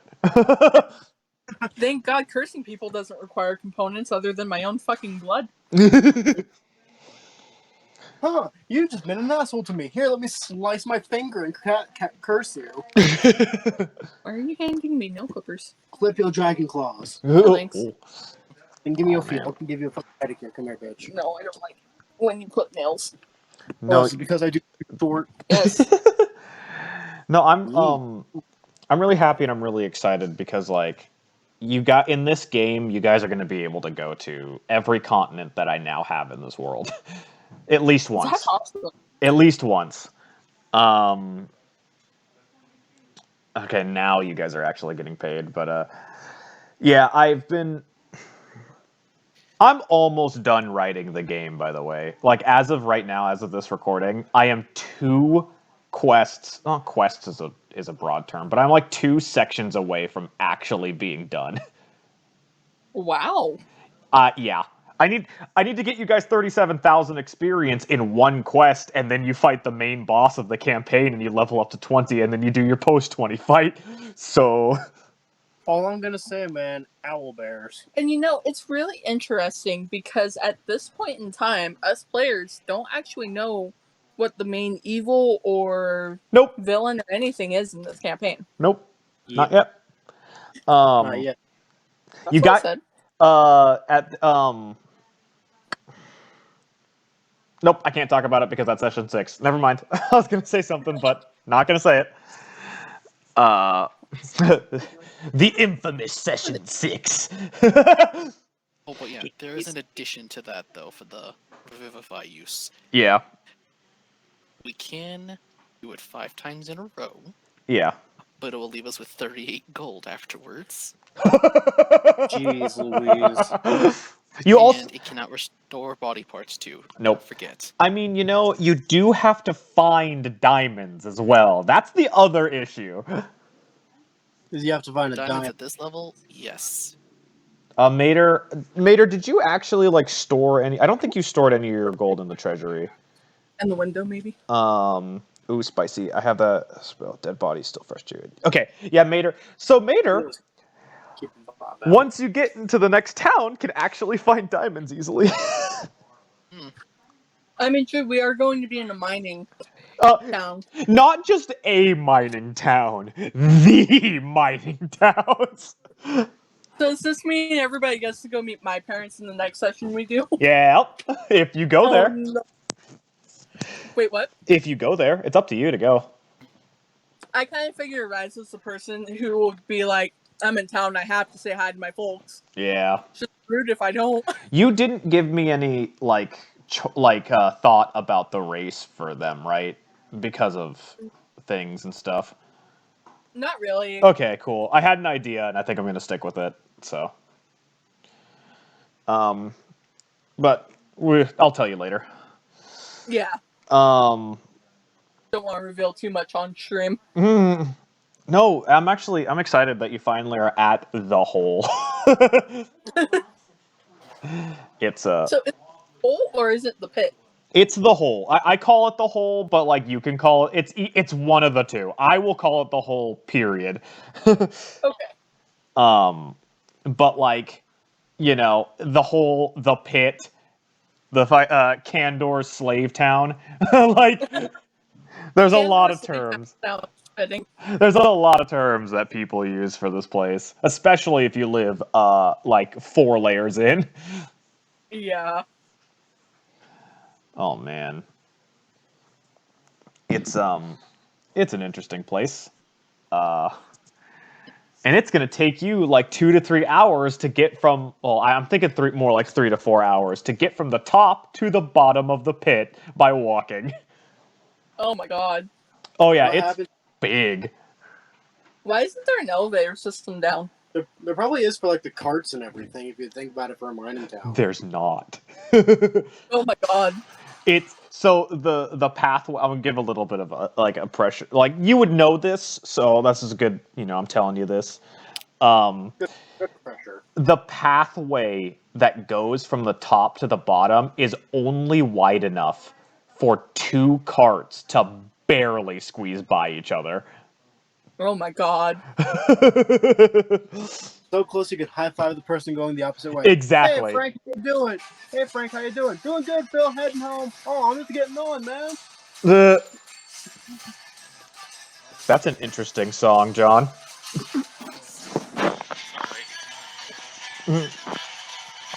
That's really loud, buddy. Please. Your dad really likes that TV up, don't he? All right. Yeah, I know, right? Yep. So Loxodon can stand next to each other, is what Mater said. I mean, yeah. I mean, you're technically still a medium creature, so you only take up a 5-foot space. So it's like, medium-sized people you could fit. If you squeezed people into each of the 5 space, you could probably fit. Well, let's see here, because the cart's about a 10. Like it would fit a 10 by 10. You could probably fit like 20, like somewhere from 17 to 20 people in a line from like pressing up against a building to the edge of the path. Yeah. And there was number 17. He just fell into the pit. Well, fortunately, he would land on a lower level, but it would still hurt. He'd probably be dead, depending how he lands. I mean, he could have landed on his back, blown his spine. He could have broke his neck. So, Jake, is your question of like, why is there no like elevator path? It's a way to keep the class system running in that town. if you have an elevator, it means more people from the lower levels can get up to the top without having to work for it. I'm just saying, like, more of like a Oh, business standpoint rather than just like as a class thing. No, there's a power thing. This place is fucked up. And arises from the lower levels. Yeah. Thanks, goddamn it, babe. Oh man. It's my favorite. It's so this isn't the only mining town because there's also the town that Mater's from, but theirs is more like precious metals, where this place is gems. So Watch, you're just gonna walk into this place and be like, "Wow, this isn't how mines are usually run. What the fuck?" Right? So it's just like, what do you mean? You guys are saying this, and I'm just imagining the whole Warframe skit of we all live together, how they're all working, and it's a caste system. Yeah, pretty much. Oh, you mean being perpetual debt? Perpetual debt. Yeah, pretty much. If you don't pay the debt, they basically repossess your body. Oh, we're living in Repo the Genetic Opera. If that's the case, I want to redo my character and basically be a repo man. Oh God. No. That's surgical precision, though. You can't argue with it. You can't play Tetsu again. Go sit down. No. Oh, you know what? Fuck you. I'm bringing the 1T Pure Blood back. Is it Oh God, that's horrifying. Imagine Tetsu hitting level 20. Mm. I thought you did that before. No, I stopped because we got busy with life, remember? Oh. Yeah, I've it's fun. Invest in a wagon. Right. Alright, yep, you guys are gonna go back. Oh, I don't remember if you go back to town right now, or back to the capital right now. I like the capital. I'm happy with how it turned out. It looks really nice. Yeah. No, I can't wait for things and stuff to happen, because like you guys are almost done with the first like section of the game where you can start getting new jobs, and I'm so happy about that. And more backstory stuff in the future.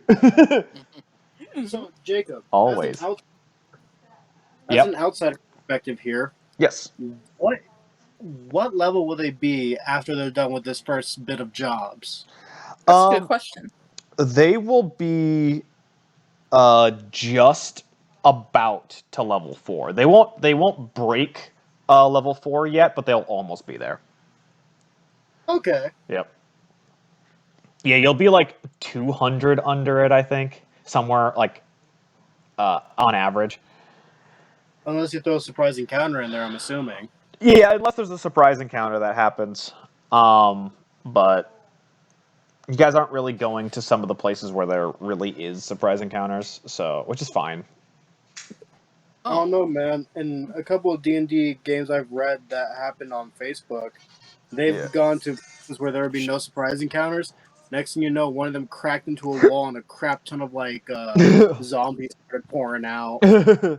I'm a little too meticulous with how I run my games. If I was going by a checkpoint system, like I would probably have more surprise encounters written in. The issue is I'm not, so I've been very meticulous with how experience has been going. Mm-hmm. So, and like I'm asking this more to pick your brain, not like criticizing you. Yeah. But what made you go back to the XP system after the last couple of times we did sort of checkpoint? So, there's a very specific reason why I did it, and it's because we did experience for the first campaign in this world. Okay, that makes sense. Oh, so he's just trying to keep it actually like consistent. Yeah, that's nice. Yep. It's a nice little trick, Jacob. I like that. So that was actually a good question to ask. Yes, it was. So that means that every time we go back to this world, it's always going to be experience-based. Oh, man. That's actually pretty interesting, though. Mm-hmm. Also, if we go back to the actual the game that's on screen, you guys visited the Grandma Kenku. Yes. That was great. That's That's a fun. That was fun. Like, John brought that up to me literally right before you guys came to this town. Because we didn't talk about this beforehand. And I was like, oh, this will be neat. It was wholesome. Yeah, it was. You know, I like that about D&D. You can have your wholesome moments, you can have your what the fuck moments, you can have your oh god, that was unexpected moments. But it's the wholesome moments that really, like, make a character, depending on how you play. And I gotta say, our group as a whole has gotten so much better with roleplay. Oh yeah. No, it's fantastic. I've seen it too. Like the infamous session 6 that we're not talking about. Yeah. I am extremely proud with everybody. So Because After I that, remember back in the 5 heroes, it was not great. I mean, everybody played more their character archetype, which is fine. Except Like, for me, I didn't really know like what I was doing. you were the, I guess you were more of like the cheerful fighter character archetype. I mean, most of that campaign was me figuring out how to fight 5 people with flying speeds. That's true. Oh my god, everybody could fly. Yeah. all I gotta say is reach and projectiles, Jacob. You could have had a couple ballista emplacements. I wanted to die. No, I mean, eventually I almost killed John by jumping marrows at him when you were underwater at a 200-foot drop. Well, the thing is, like, John's That was bird fun. died how many times too? He only died once. It only died fully once. I drank was it. sucked by a mosquito. I drank it with a fiend mosquito. I remember that. That was horrifying. Those creatures are neat. I might have to bring them back at some point. I mean, we're in the same world. It would make sense. Yes, I'm just not.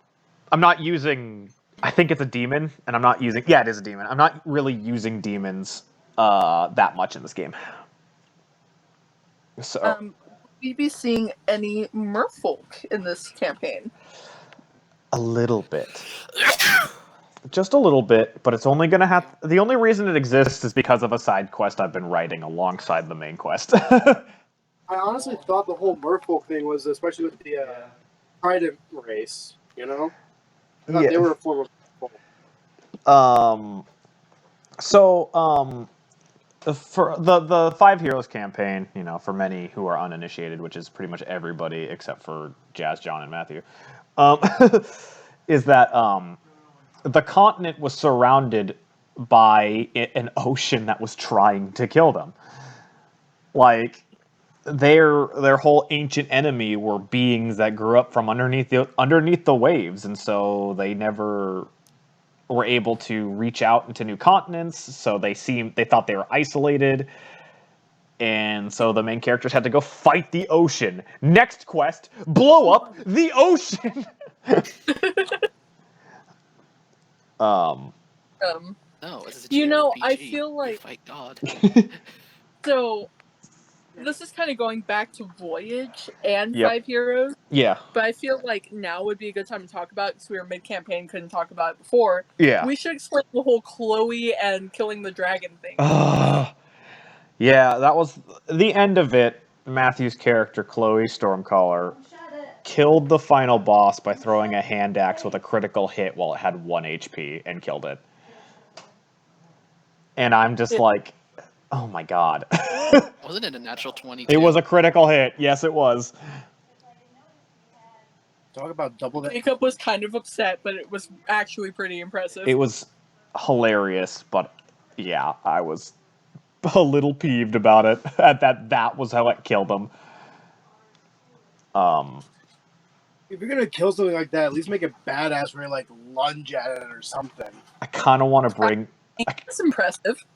I kind of want to bring that dragon back, but at the same time, it's dead. So, well, I have thought about it because that you guys fought babies from it, but you only killed 1 adult.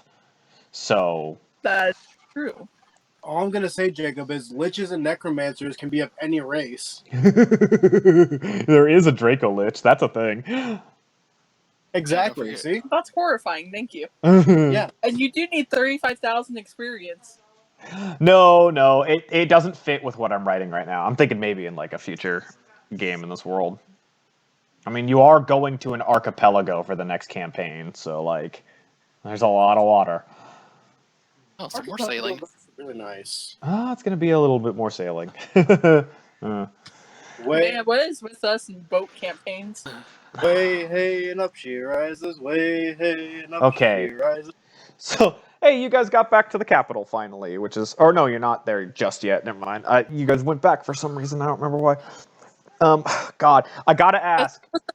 Is so could do his whole favor thing. Oh, what? Oh. Huh? Latreus Oh, getting yeah. his favor. Well, Atreus had to do that before. Right. So he got the favor thing going for, where he asked the flock to set up a warning system for him back in his hometown. Connected to that and the base. And then you guys came back. Thank you for reminding me that was why I switched back. You're welcome. That was actually pretty important to the plot. It was very important to the plot, but we will see that in the future, because I have changed the map a little bit. Also, now that we have Jazz and John together for this, John, everyone said that you weren't going to buy horses, and you bought 2 fucking donkeys. What the fuck, dude? You're an absolute donkey yourself. So, for the week after that, John was messaging me out of character apologizing. Oh, dude, I'm not mad at you. Oh my god. Just a game. That's so funny, though. It was so stupid. And then Racket got attached to the donkeys. Yes. We made it. Matthew made the picture. We made it to the Racket drawings. Poor Racket. He has abandonment issues, you can tell. We made it to the Racket drawings and him labeling all of the rooms his. I want the stream to know that everybody was delighted. Everyone was absolutely delighted, and my favorite part about that was Matthew, like, who gave that mosquito a knife? Oh my god. We did make Racket clean up the upstairs, claiming everything is his. Yeah. Because we need bedrooms. But it's Racket. You can't be mad at him. Look at him. He's so cute and tiny. But all the drawings, like, you guys let all the drawings stay, which is great. I didn't have the heart to be like, they gotta go. I'm like, it's too cute. We gotta keep it. He's gotta make more if there's ever more players coming in, like more NPCs and everything. Because now he has to do Cambri. That was an idea that I thought of, like, earlier that week. I'm like, I need to do this. Oh, man. So at what point are we gonna have to start hiring a babysitter for Racket? Well, literally the next person who you hire is pretty much going to be watching Racket. Oh, that poor person. Well, you know what the funny thing is? What? What? Racket's almost technically an adult. God, I've been having so much fun playing Racket. Like, he's such a little gremlin. No, what's going to be funny is when he gets the bass drop from puberty. Oh god. He's going to come up mid-sentence. Hey, what the fuck?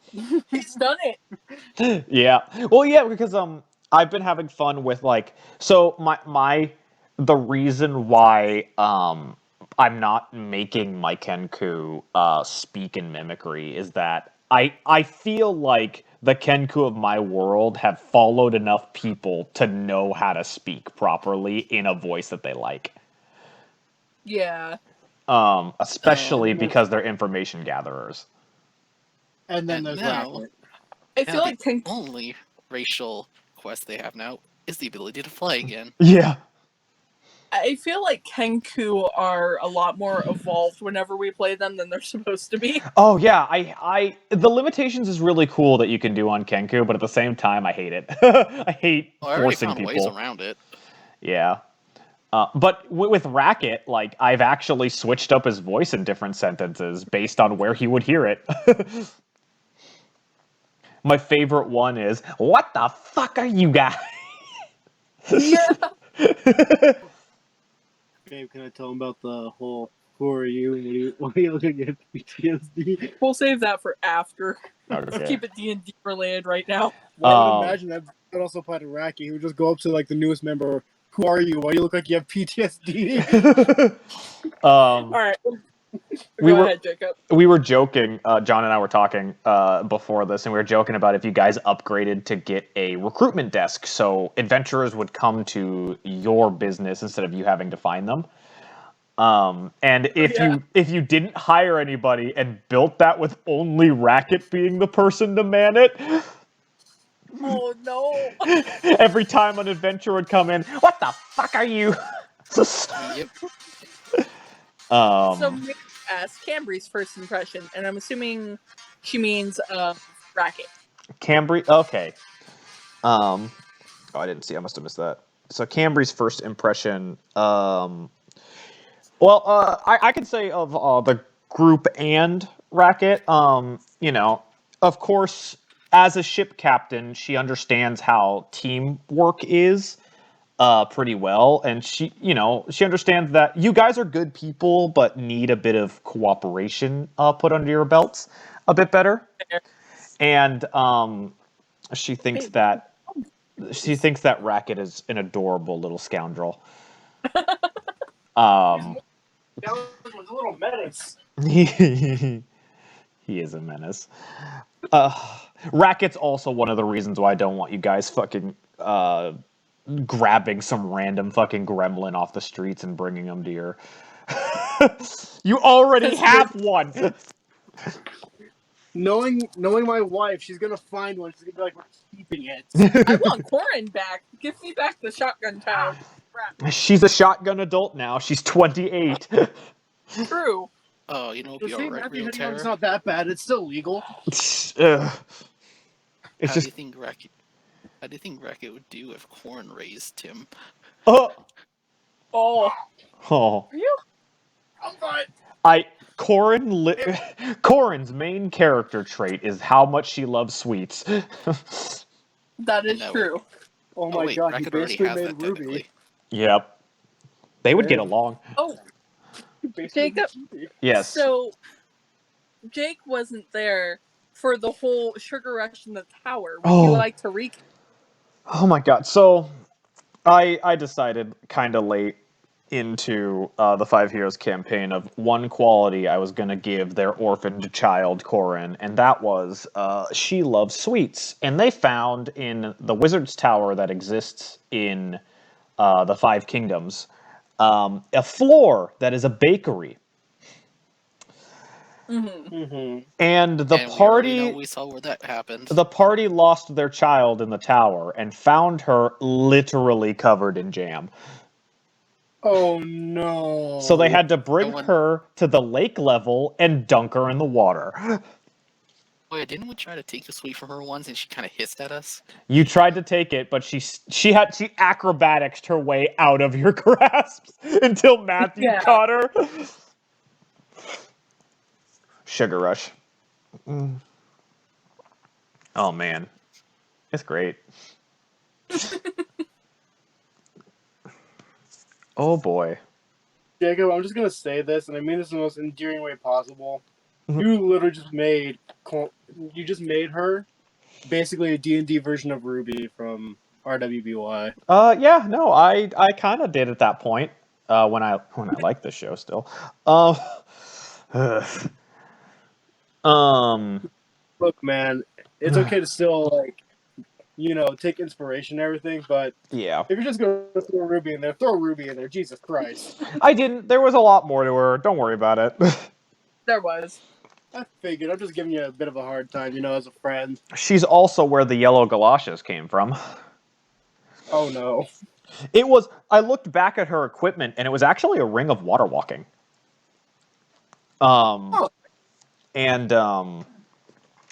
It's just that she also had yellow galoshes. Huh. And so, that it evolved into mixing those two items together. Because I think it's funnier for her to have the yellow galoshes of water walking.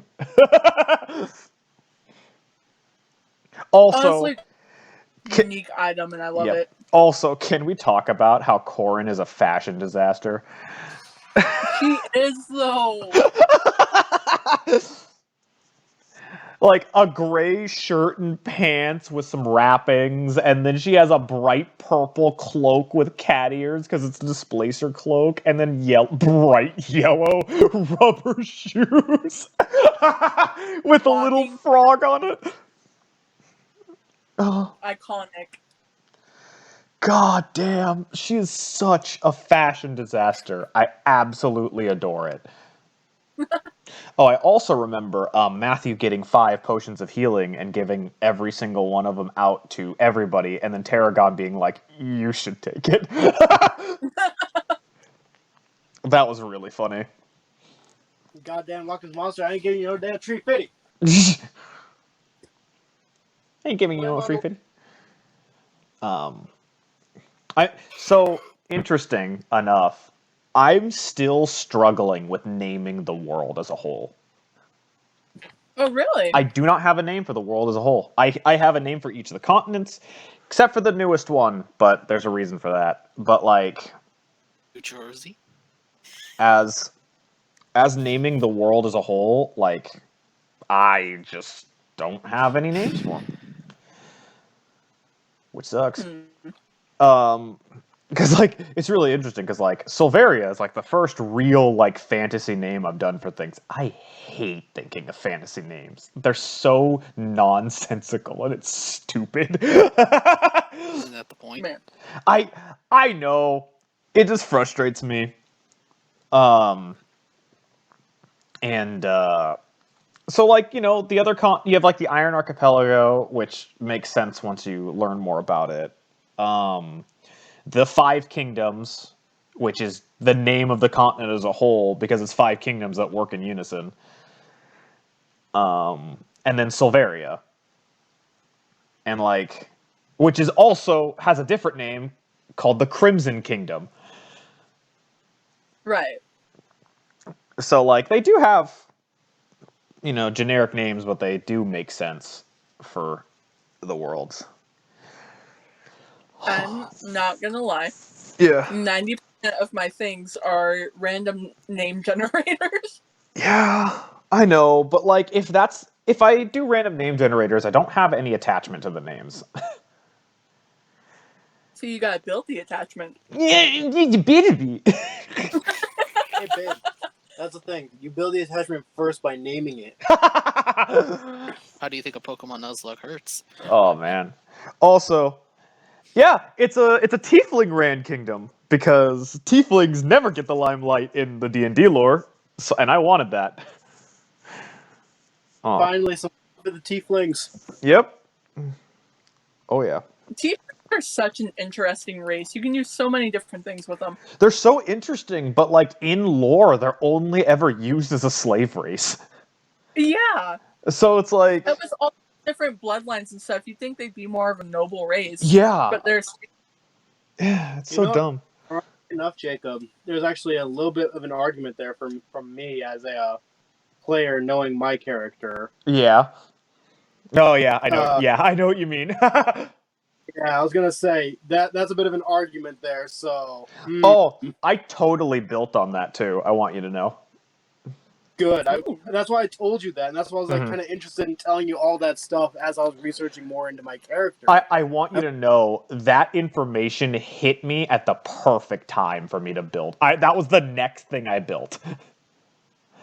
Perfect, because I wanted to help, because I know you're really invested in making all these stories like hit you in the emotions, and I'm really hoping it helps out.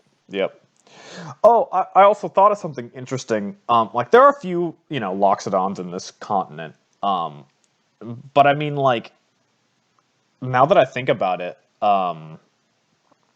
because of how the 5 kingdoms are, like, Mater, your character could be like 2nd or 3rd generation immigrant. Because of the Beastfolk kingdom, Which, yes, we had quote a homebrew beast folk race, but I'm kind of adapting it to be a place where anthropomorphic mammal species live. All of them. So like the rabbit folk, shifters, loxodons, minotaurs, you know, all that. Tabaxis. Tabaxis, yeah. Yep. You know, I have a Still question waiting for the dog race. Yes. What was that, John? What's your question, Jake? He's waiting. I was just gonna ask. You know, what does that mean for changelings? Because I know in D&D, changelings are a bit of a rarity. I have something for them, but you guys haven't gotten to it yet. Okay. Spoilers. It's a tease. It's not a spoiler. Yeah. And for me, it was just a genuine curiosity because I remember reading about a changeling, and I was interested in making a changeling character at one time. They're really cool. And yeah, I've made one too, but I thought about them because I thought about a previous character I had made, and I was like, I kind of want to do something with them. So there is something that I have with them, but it's going to be a bit before you find it. Yeah. Fair enough. I was just curious because I know not a lot of the races get talked about. Like Jess said, with Tabaxis, you don't really see many people playing Tabaxis anymore, especially with Unless you Margaret. want Sanic build. Or unless you just want to be like, you know, the group cat, whatever the hell you are. Cat girl. You know? Jacob, we don't need to know about your pastimes. Great Wow. finish. You know, for me being who I am, I'm surprised I haven't built a cat girl yet. Hey, I'm kind of surprised too, being your husband and everything. a little bit of a future to think about your next character for my next campaign. I know what races live in that world now, or in that area. Okay. Which we're gonna have, we're gonna have some standard folk, human, dwarf, gnome, and elf. Some of the standard stuff, and then everything like the unique stuff is gonna be like Tortle and Triton and Veldalkin and Simic Hybrid and Grunt, like the aquatic and Lokatha, aquatic races. Okay. So Yep.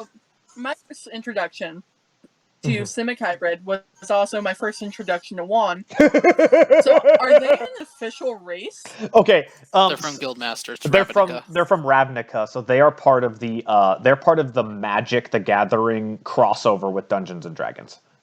Okay. So they are official. Loxodon is also in that as well. And I think Centaur is too. And in Guildmasters, if you wish to know their backstory for Simics, is that they're basically supposed to be super soldiers, by the way. Yes, they are. Because my understanding of Juan is he messes with a lot of homebrew as well. He doesn't actually mess with... he tries to make his own. Yeah. But he tries to make his own homebrew stuff within the rules of the game. Yeah. It's so weird. I love him. Which is what you're supposed to kind of do with homebrew, is like make it make sense. Yeah. So I appreciate that about Juan. So yeah, so if you're ever starting to think about the next character for my next game, you have an idea of what makes sense if you want to be a local. Yeah. Because there's always options to be a foreigner. And I mean, that's usually what people try to do for D&D, be a bit out of the norm. Yeah. But I like to do out of the norm things. Like my first character ever when I actually first started playing in D&D was my time in the service. Yeah. And I was a dwarf amongst Dragonborn. I was the outsider. And they literally bought me a portable battering ram and yeeted me at a bone horror, and I did not survive the dex save. I went down the goddamn hero, though. Yeah. I'm feeling Jacob really liked that story, actually. No, it's really funny. I love it. I mean, it's not like so we used to play a lot of like homebrew style games where we did like superheroes and stuff, where we kind of and Halo, and we kind of made up rules as we went. That was fun. But and then the unkillable grunt. During one of those superhero campaigns, when I was playing with Juan in a home group, Juan grabbed a lich with his bare hand, and I was like, "You're a fucking idiot." And he almost lost that hand.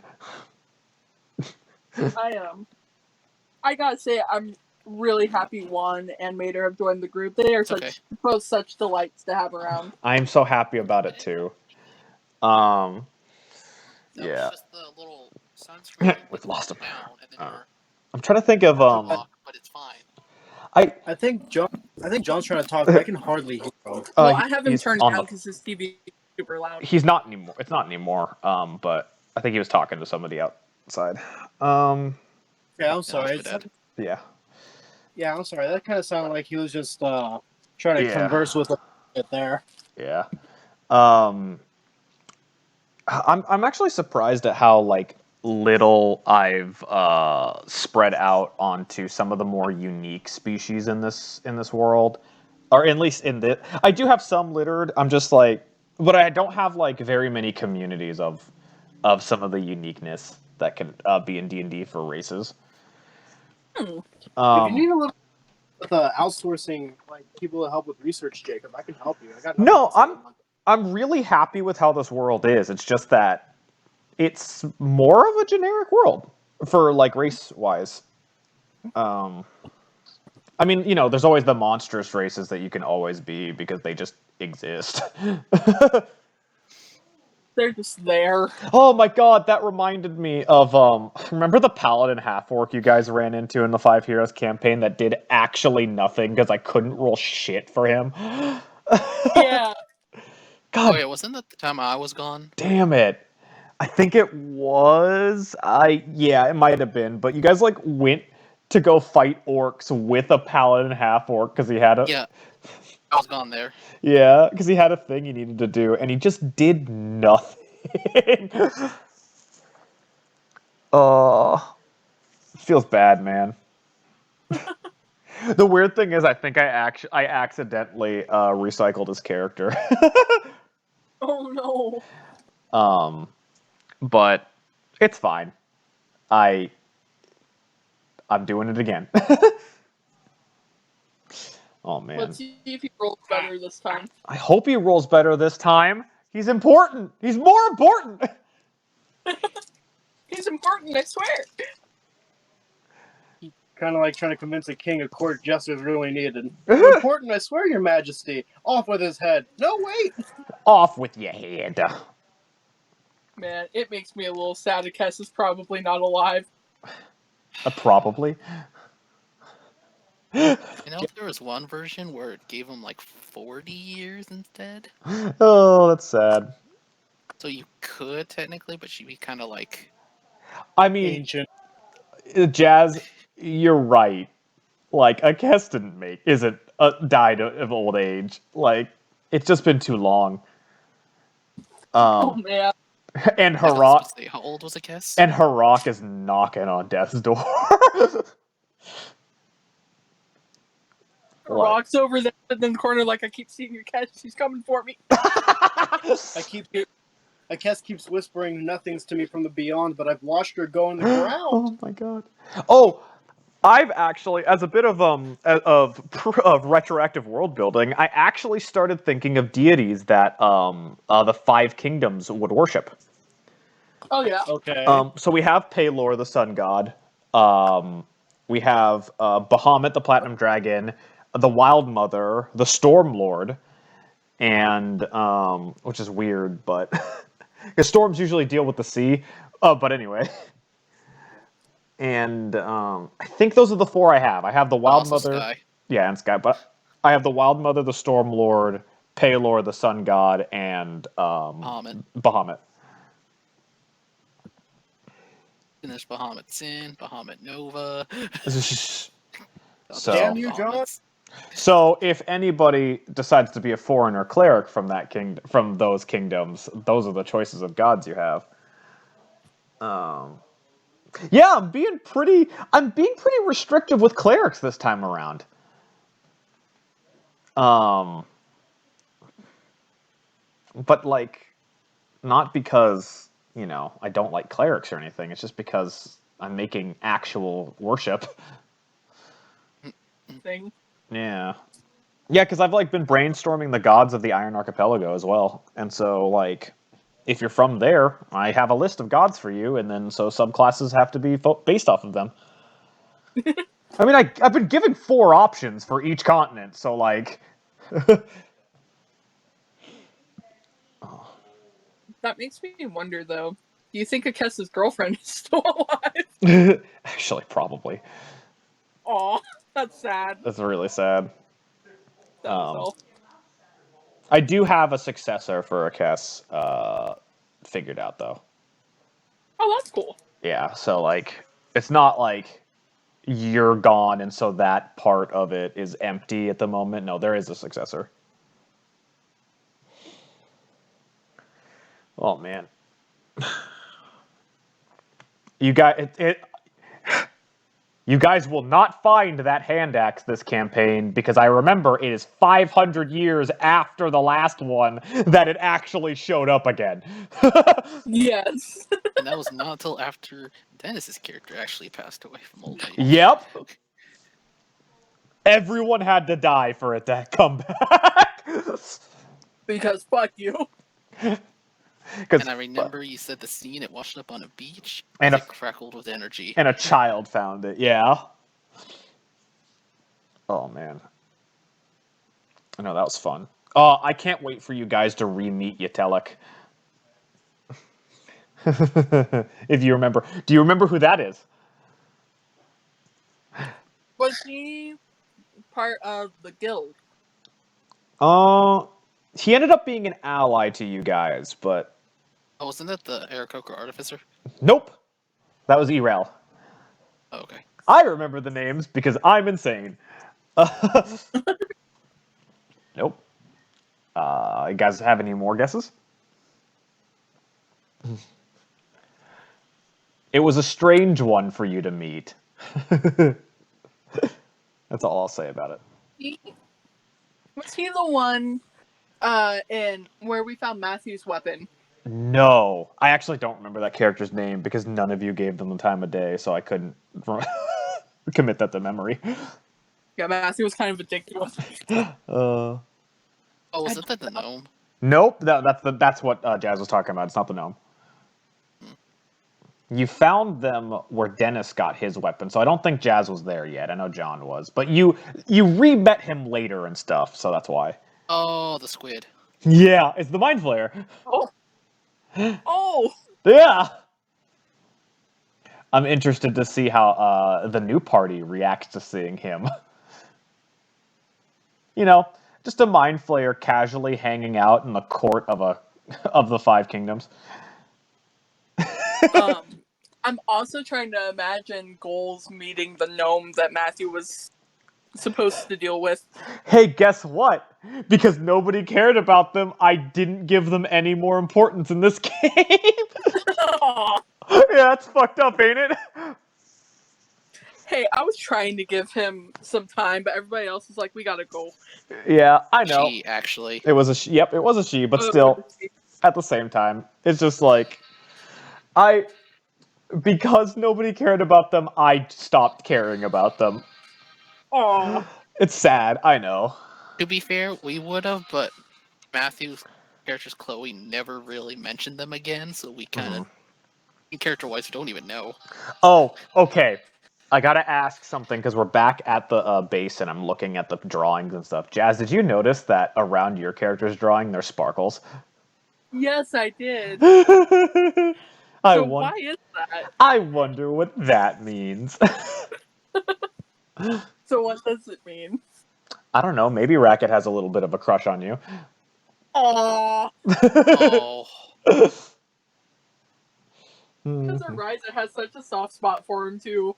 That, and you've got golden freckles and eyes. You do not understand how pretty your character is. Like... No, I made her that way on purpose, and I'm so happy with how she turned out. She's so pretty. No, I love it. I love everybody's characters, like, concepts and stuff. Like, I'm really happy with the whole group. Oh, a little bit ask, how's Juan's character been going for drawing? I'm not gonna lie, I sat down to start it once, and I just could not figure it out. I think I'm gonna have to start it on paper, if That's that fair. makes sense. No, I totally get it. Yeah, because I'm like, I've never drawn a gnome before. Oh yeah, it's just half proportions and it's weird. He's got a lot going on with his character, so I'm like, Yeah, no, he's... Yeah. It's a lot of short man and a big tall hat. Yeah, but he's also got just a lot of things going on with his character. Yeah, he's got little trinkets and stuff all over his clothes, and... Yeah. Another character that is a fashion disaster. Yeah, really. Who? Juan. Goals. Oh.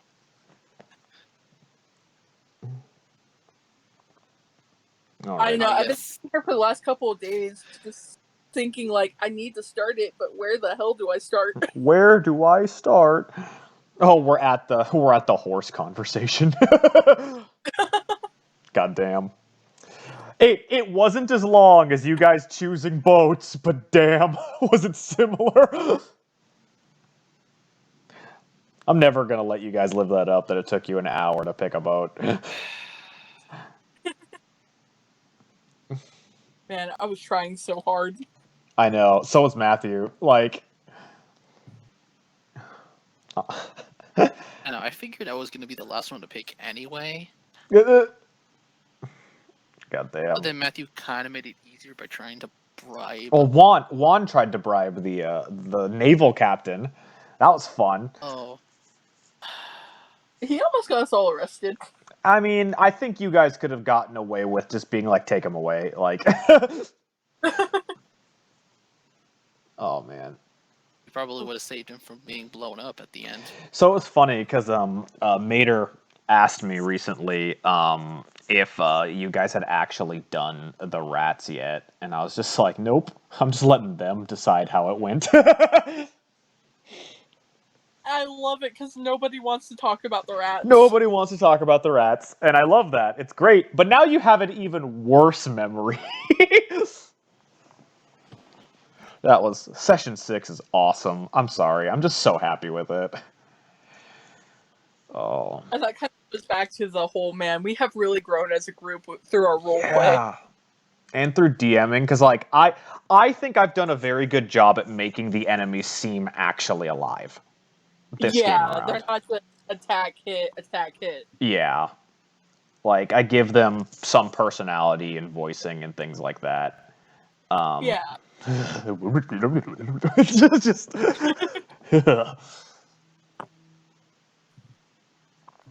Man, I'm so pissed that I had to switch around turn order stuff because I fucked up in Session 6 because I was like, I got too excited about what I wanted to do. Oh boy. No, it's gonna be neat. And then you guys are gonna get a dungeon, and I'm gonna see how well you survive that. Yes. Did we lose any of Session 6's We did audio? not! We did not! I checked it! Oh, thank God. It was only 3, 4, and 5 for whatever It was reason. only 3, 4, and 5 for some stupid reason. But Going too hard, Jacob. 3 is fine because we only lost the final encounter audio, so like I can deal with that. So, I'm gonna kind of go back to Voyage here for a minute. Yeah. Because I want to ask everybody's opinions. Uh-huh. So we all know basically only one person's gonna come out of the tower, right? I mean, if we decide to go for that. Like, I literally... my character doesn't need it, so if there's one particular person who wants it, they can just fucking do it. Okay, but let's say we all go in. Yeah. Who do you think's coming out? I mean, I don't think I'm gonna make it because I know for a fact that the Whistler Talk and our cleric can absolutely obliterate me. And probably will. Y'all got a cleric without me? Dude, we Oh, needed man. some... We just lost also a second source of technical healing, and that was the freaking crazy potion snake woman.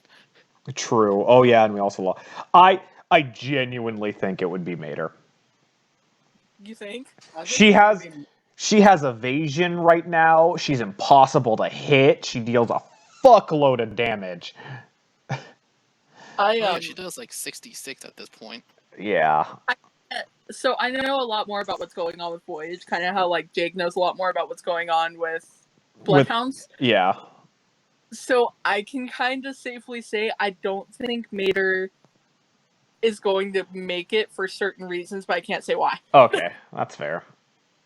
I get that. But it's more character reasons than it is combat reasons. Right. If we're talking combat, then I got like 20 on Mater. But if we're talking like full on character development and who needs it, like actually legitimately needs it, I got 30 on Kyoko. Honestly, if we kill Asmodeus and The Laughing Hand. And the Laughing Hand's already dead. I know that. I promise. But I promise you, Asmodeus is not living at second encounter with us. if we kill Asimode, or like before, and then we go to the tower and see that Tick is fine, and we get him on board, I'm happy ending the game right there. My character doesn't need to do anything anymore. Same, but I don't think Matthew's going to let it happen that way. Shows what he knows. No. Oh, he especially shows what he knows, what the wizard can do at this level. Oh man, but yeah, no, it's interesting. Because I want you. Interesting spell to take once we hit next level for the voyage. I want you guys to know that this dungeon, you made it. The next one you guys are gonna go deal with. You made it the hardest mission out of this section by doing it in the order you did it. Oh, I didn't even think about that. Oh no. I knew that too. He's behind the scenes. You think? I love you. Also, I was like, get the rats. Get the rats. Also, it made her. I had a feeling. Also, This is the only section I remember off the top of my head. You did it the least amount of experience you could get from this section. Aww. This is the only one I remember about that. Like the rest of them, I have no I don't remember how it would be. But yeah, it's gonna be interesting. Going back to some previous sessions. Yeah. So I know when we got the elephant twice, it was a random encounter based off roll. Yeah. What were some of the other encounters we could have done? Let me pull my notebook out. Oh god, dang. Let me pull my notebook out. This is a fun one. That was in Red Rock Lake, which is page 9. Okay. If I rolled a 1, it would be 8 giant centipedes. If I rolled a 2, it would be 4 black bears. Oh my god. If I rolled 3, it would be 2 lions. Oh. You guys were literally about to be fucked. If I rolled a 4, it would be 2 dire wolves. Oh shit. If I rolled a 5, it would be 2 giant boars. Okay. A 6 would have been 2 giant constrictor snakes. Oh shit. A 7 would have been a single giant scorpion. 8 was the elephant twice. 9 is a giant crocodile. And 10 was a giant ape. Oh my god. Oh. You literally rolled the only one that legitimately wouldn't have harmed you by you just being in its area twice. The only one that wasn't territorial. Yep. So by that, babe, you guys lucked out hard. Oh, yeah. Kind of, but also kind of, I think, screwed us on XP just a little bit. I mean, like, running away is an okay option, especially on random encounters. Like, if you guys... Kind of like finding Final Fantasy. If you made her... That was weird for Terragon, finding the elephant. It was a Solvarian elephant. Does that make Terragon a king killer, then? No. No. It's just kind of bizarre. I mean, kind of referring back to Humblewood again, I think it was for Tetsu dealing with those molten snake things. Oh, yeah, that's kind of weird. Yeah, but at least they were elementals and not, like, actual snakes. Yeah. What played out my part was that they still understood snake. Yeah, that's also kind of weird. Actually, funny enough, technically you could talk to them, but it's just more like meeting somebody else, but they spoke Spanish instead of English. Yeah. That's perfectly fine. They still understood what I was saying. Yeah. Look at like I harvested those cores out of them as Tetsu either.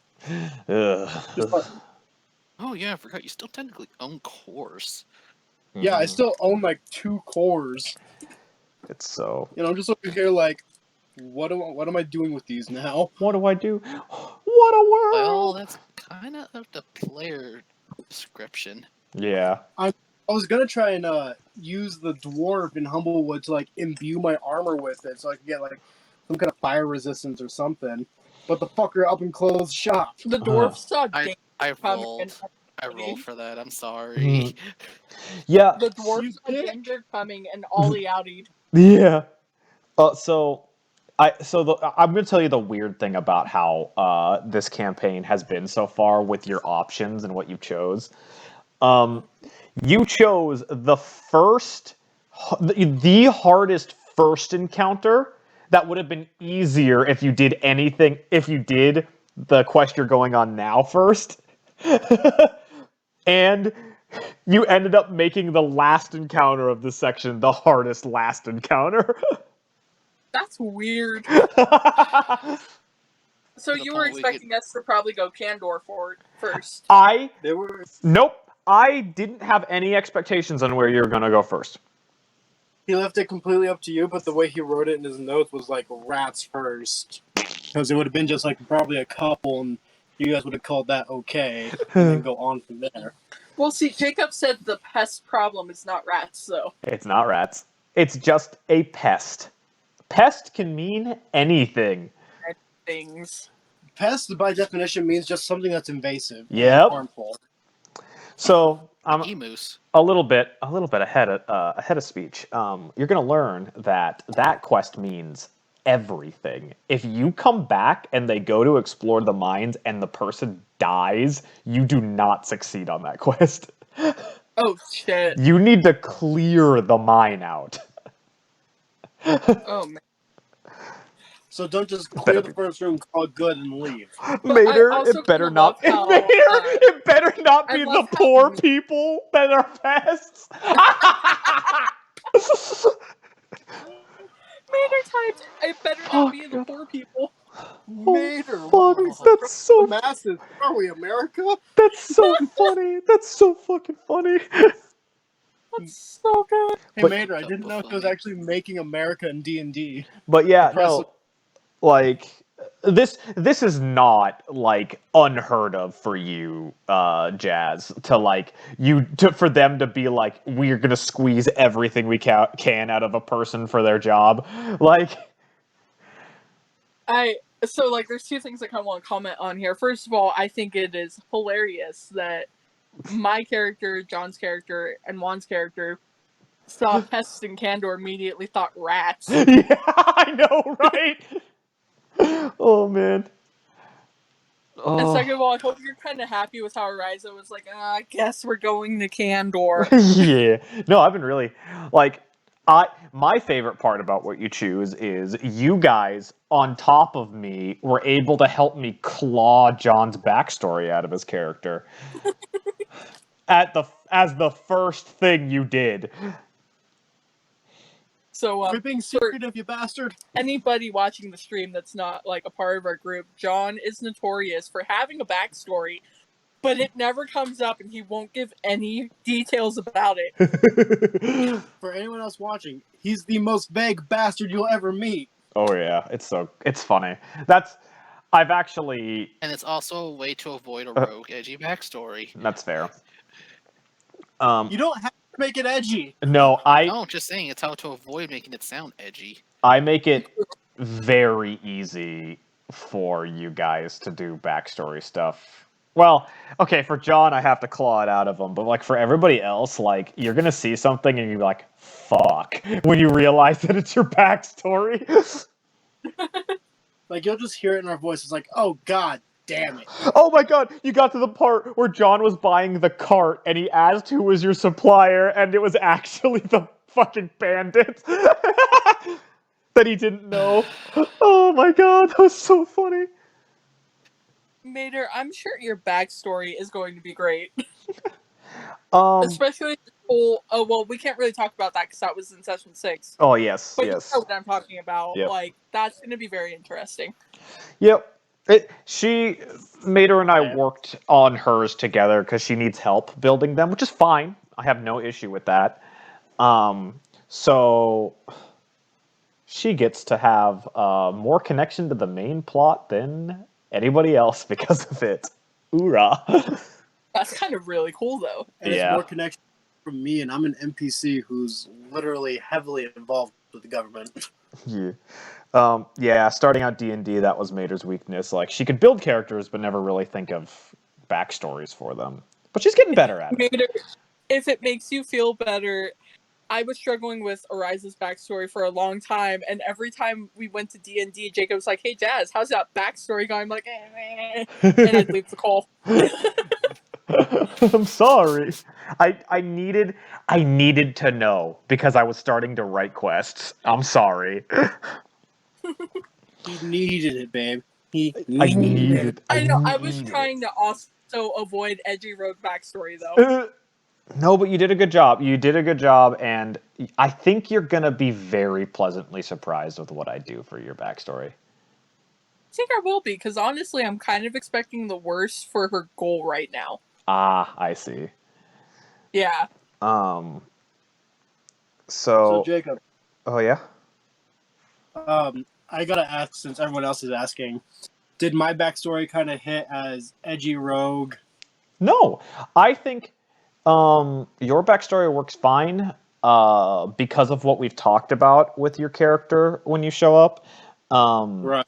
You fit a need to go back and, succeed, I guess, this time.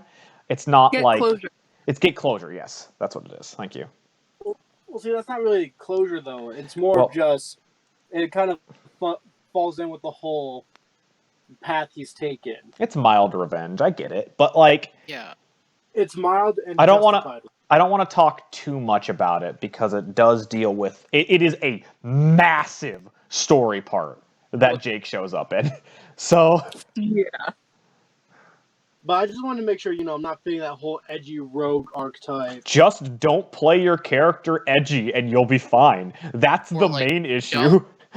Like, if you have, like, a tragic backstory, like, don't keep trying to bring it up. Like, yeah, don't be edgy about it. Would never bring it up. Come in as, "Hi guys, I'm sad."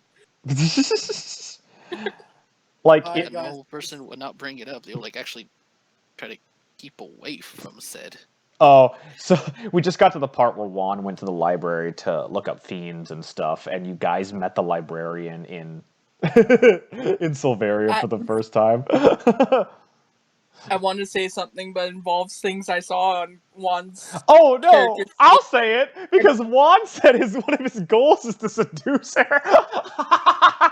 That's on his character sheet I know. I think that's hilarious. It's so fucking funny, and I love it. Who? Oh my god. The librarian in the Capitol. Yeah. Why? Because she's super cute. I have got to see this librarian. Apparently, if it's willing enough for a gnome to risk everything, let's go. What's going on? Let me see. I'll send it to you after the recording, just so you can see. I gotta say, like, one of my favorite parts about D&D is just, like, seducing characters. Because I'm a sap. The bisexual struggle in D&D is real. And, like, I'm not gonna lie, like, in Voyage, one of my favorite parts is flirting with Calcimo. Oh, yeah. That's great. Yeah. I've never really... okay, that's a lie, but I've never really... Like, I've only really had one campaign where I've actively flirted with people as a player character. Because, as a DM, I have to flirt back if somebody's flirting and it actually is good. So, like, I didn't really start getting more comfortable with actually playing characters and doing roleplay until probably Voyage. Yeah, that's fair. But it was hell because the last campaign you DM'd, I was playing a succubus rogue, and I was like, I would like to hit on this NPC, and you're like, all right, do it. I'm like, Do it, coward. I was like, oh. God Seduce damn. the NPC. Okay, seduce me. Yeah, What? I literally, that's literally what I said. I mean, I don't, I would like for you to try. I know. That's Like the fun part. Oh, man. Okay. What you don't understand, Jacob, is it took 2 years for Jake to Yeah. make me realize he was hitting on me. Yeah, I know.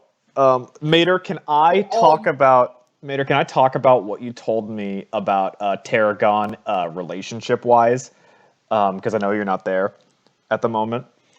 Because it's really funny. It's really interesting. was hitting on you. But we'll see. Okay. It's the one like actual romantic relationship stuff with Tarragon.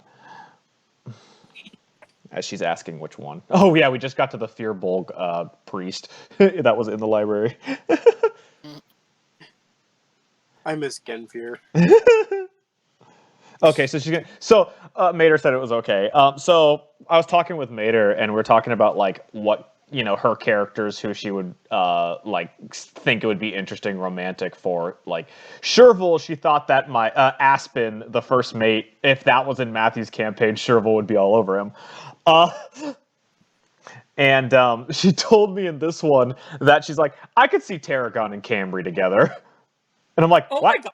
And I'm like, what? And she's like, yeah, because we're always on watch together and we're always talking and stuff. And I'm like, really? Really? I can see it working. Which is really funny because I think Matthew's probably going to try to hook up with Cambri. Yeah. I mean, I don't care about the bisexual struggle, Jazz. You want to try? So I already could kind of tell Matthew was going for that, but I am heavily considering making Ariza just straight out probably a lesbian. Oh, okay. Neat. Unless I find a really cool male NPC, then. That'll be interesting. Oh no, you're gonna fall in love with my favorite NPC. I know it. Oh no. You all kind of know my types at this point, so we'll see what happens. No, I mean like, oh god, like my favorite NPC that I built that is recruitable and that I actually built a quest for is a female. And we'll see what you think about her. Jacob, is she cute? Yeah. I'm pretty sure she's adorable. She's cute. She's she's got really cool artwork. You can't really see her face too much, but you'll see. We'll see. Oh man. We'll see how this is. She's kind of badass and stuff. We'll see. I do have an idea of how I'm going to play her. Oh man. Like this was because we didn't know how John was going to if he was going to make it because of real life stuff for a bit. So I had Jazz roll for me to see what NPC I would play if John didn't make it, so I could be the official 5th player. And she got that NPC as well, and then John was like, I can play again, and I'm like, okay! Yeah, said it's fated to be, and I think she's right. It was that character that you rolled, the one I'm thinking about. Fate! Oh, fuck. This is gonna be interesting. We'll see, though. We shall see. You see.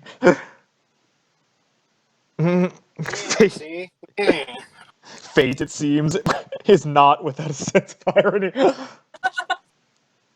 Damn. Oh man.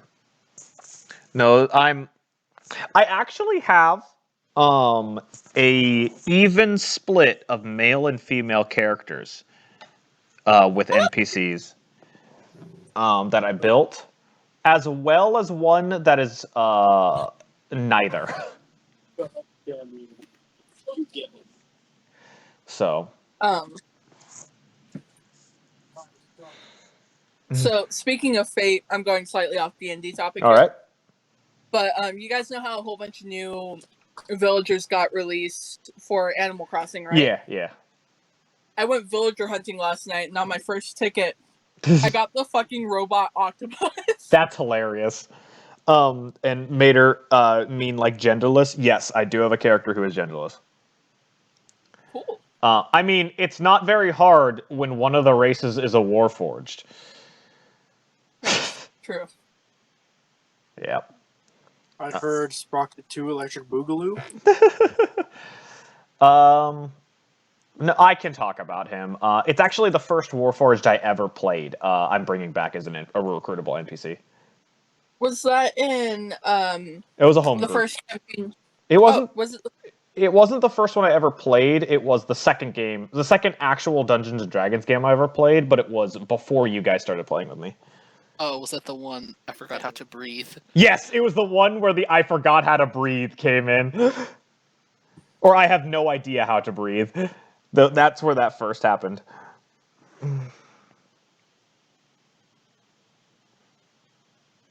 Yep.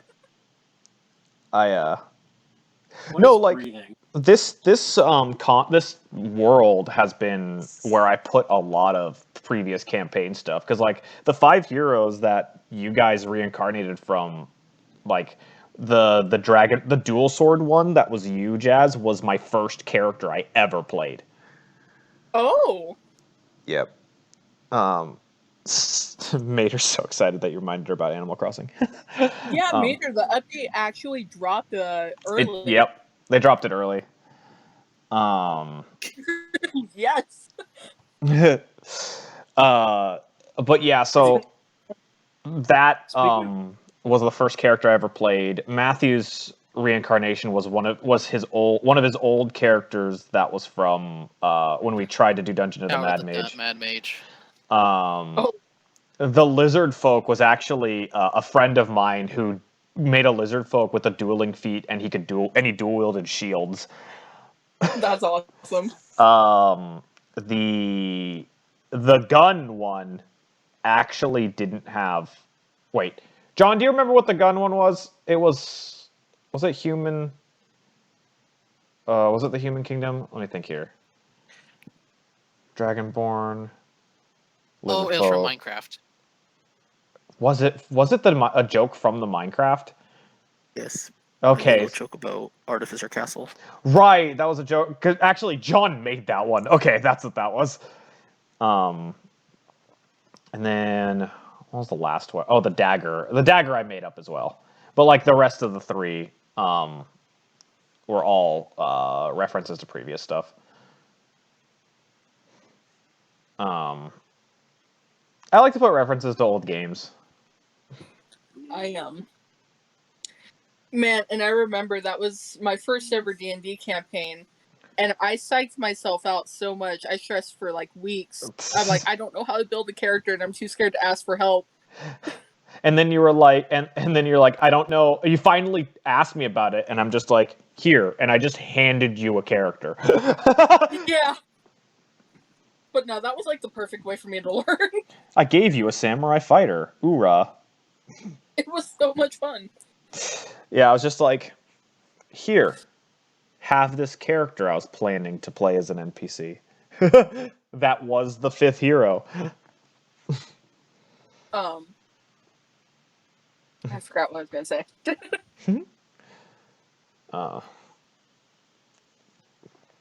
Yeah. So, are we like done talking about current campaign? I think we're still going. Oh, okay. I'm sorry. I didn't want to interrupt. It's fine. We're actually getting close to time. We have a few more minutes, so we'll figure out. With these kind of bouncing all over the place. Yeah, I mean, we've talked about like some of the major stuff that went on. Oh yeah, Mater, I can't believe Tarragon lost to Racket when it came to the donkeys. Wait, which part was that? When they were trying to animal handling the donkeys, and Racket just fucking nailed it. Oh, John, can I tell them what class we've decided Racket to be because of that? Because of that one instance. Yes. Racket's a druid. Oh, really? Yep. Oh my god.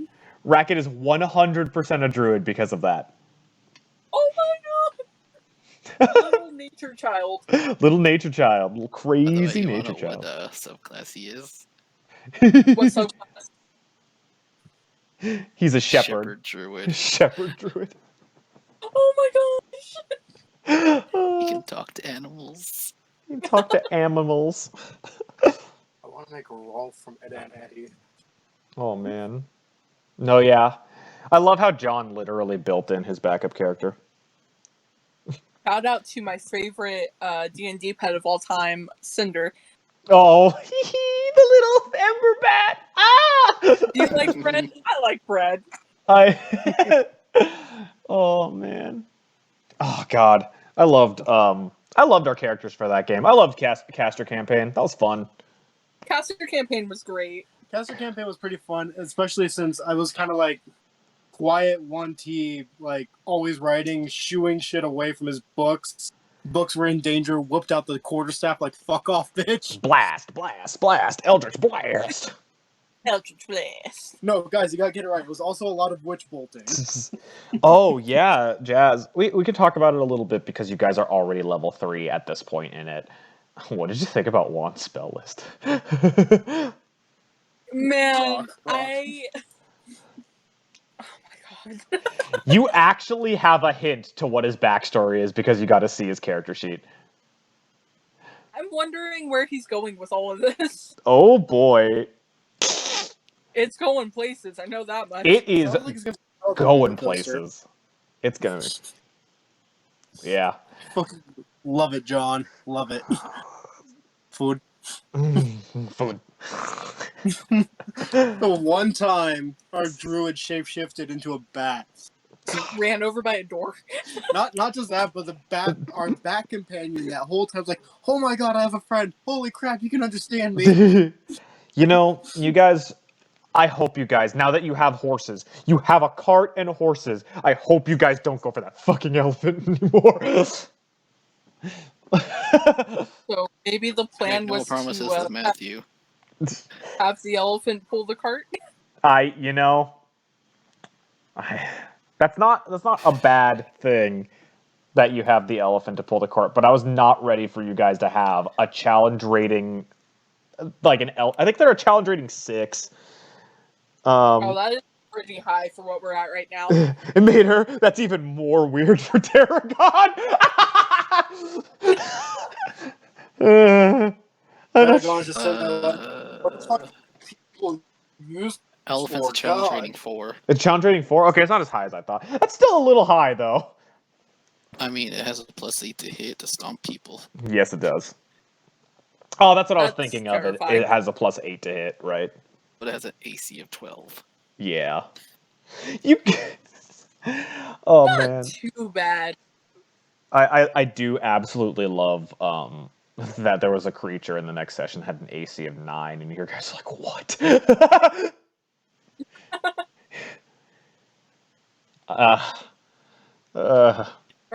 And this is what What's happens the, if you get me as smaller a bad day as the DM. Oh, what, Jazz? How's the smaller battle map coming? I have a few smaller battle maps ahead of time, so it's just that I haven't done it for the generic encounter yet, because I don't know how much I'm gonna use it.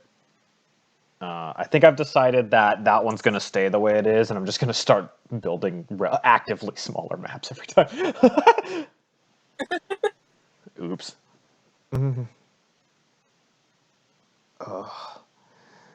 Oh my god, Shadow Realm Owlbearer, you're undoing roll. You're undoing roll initiative. That's if you get me on a bad day as a DM. Oh, it's awful. Displacer spiders. That's all I gotta say, man. I personally am a fan of the Xenosys. What the ever-loving fuck? At least you guys aren't fighting a Tarask.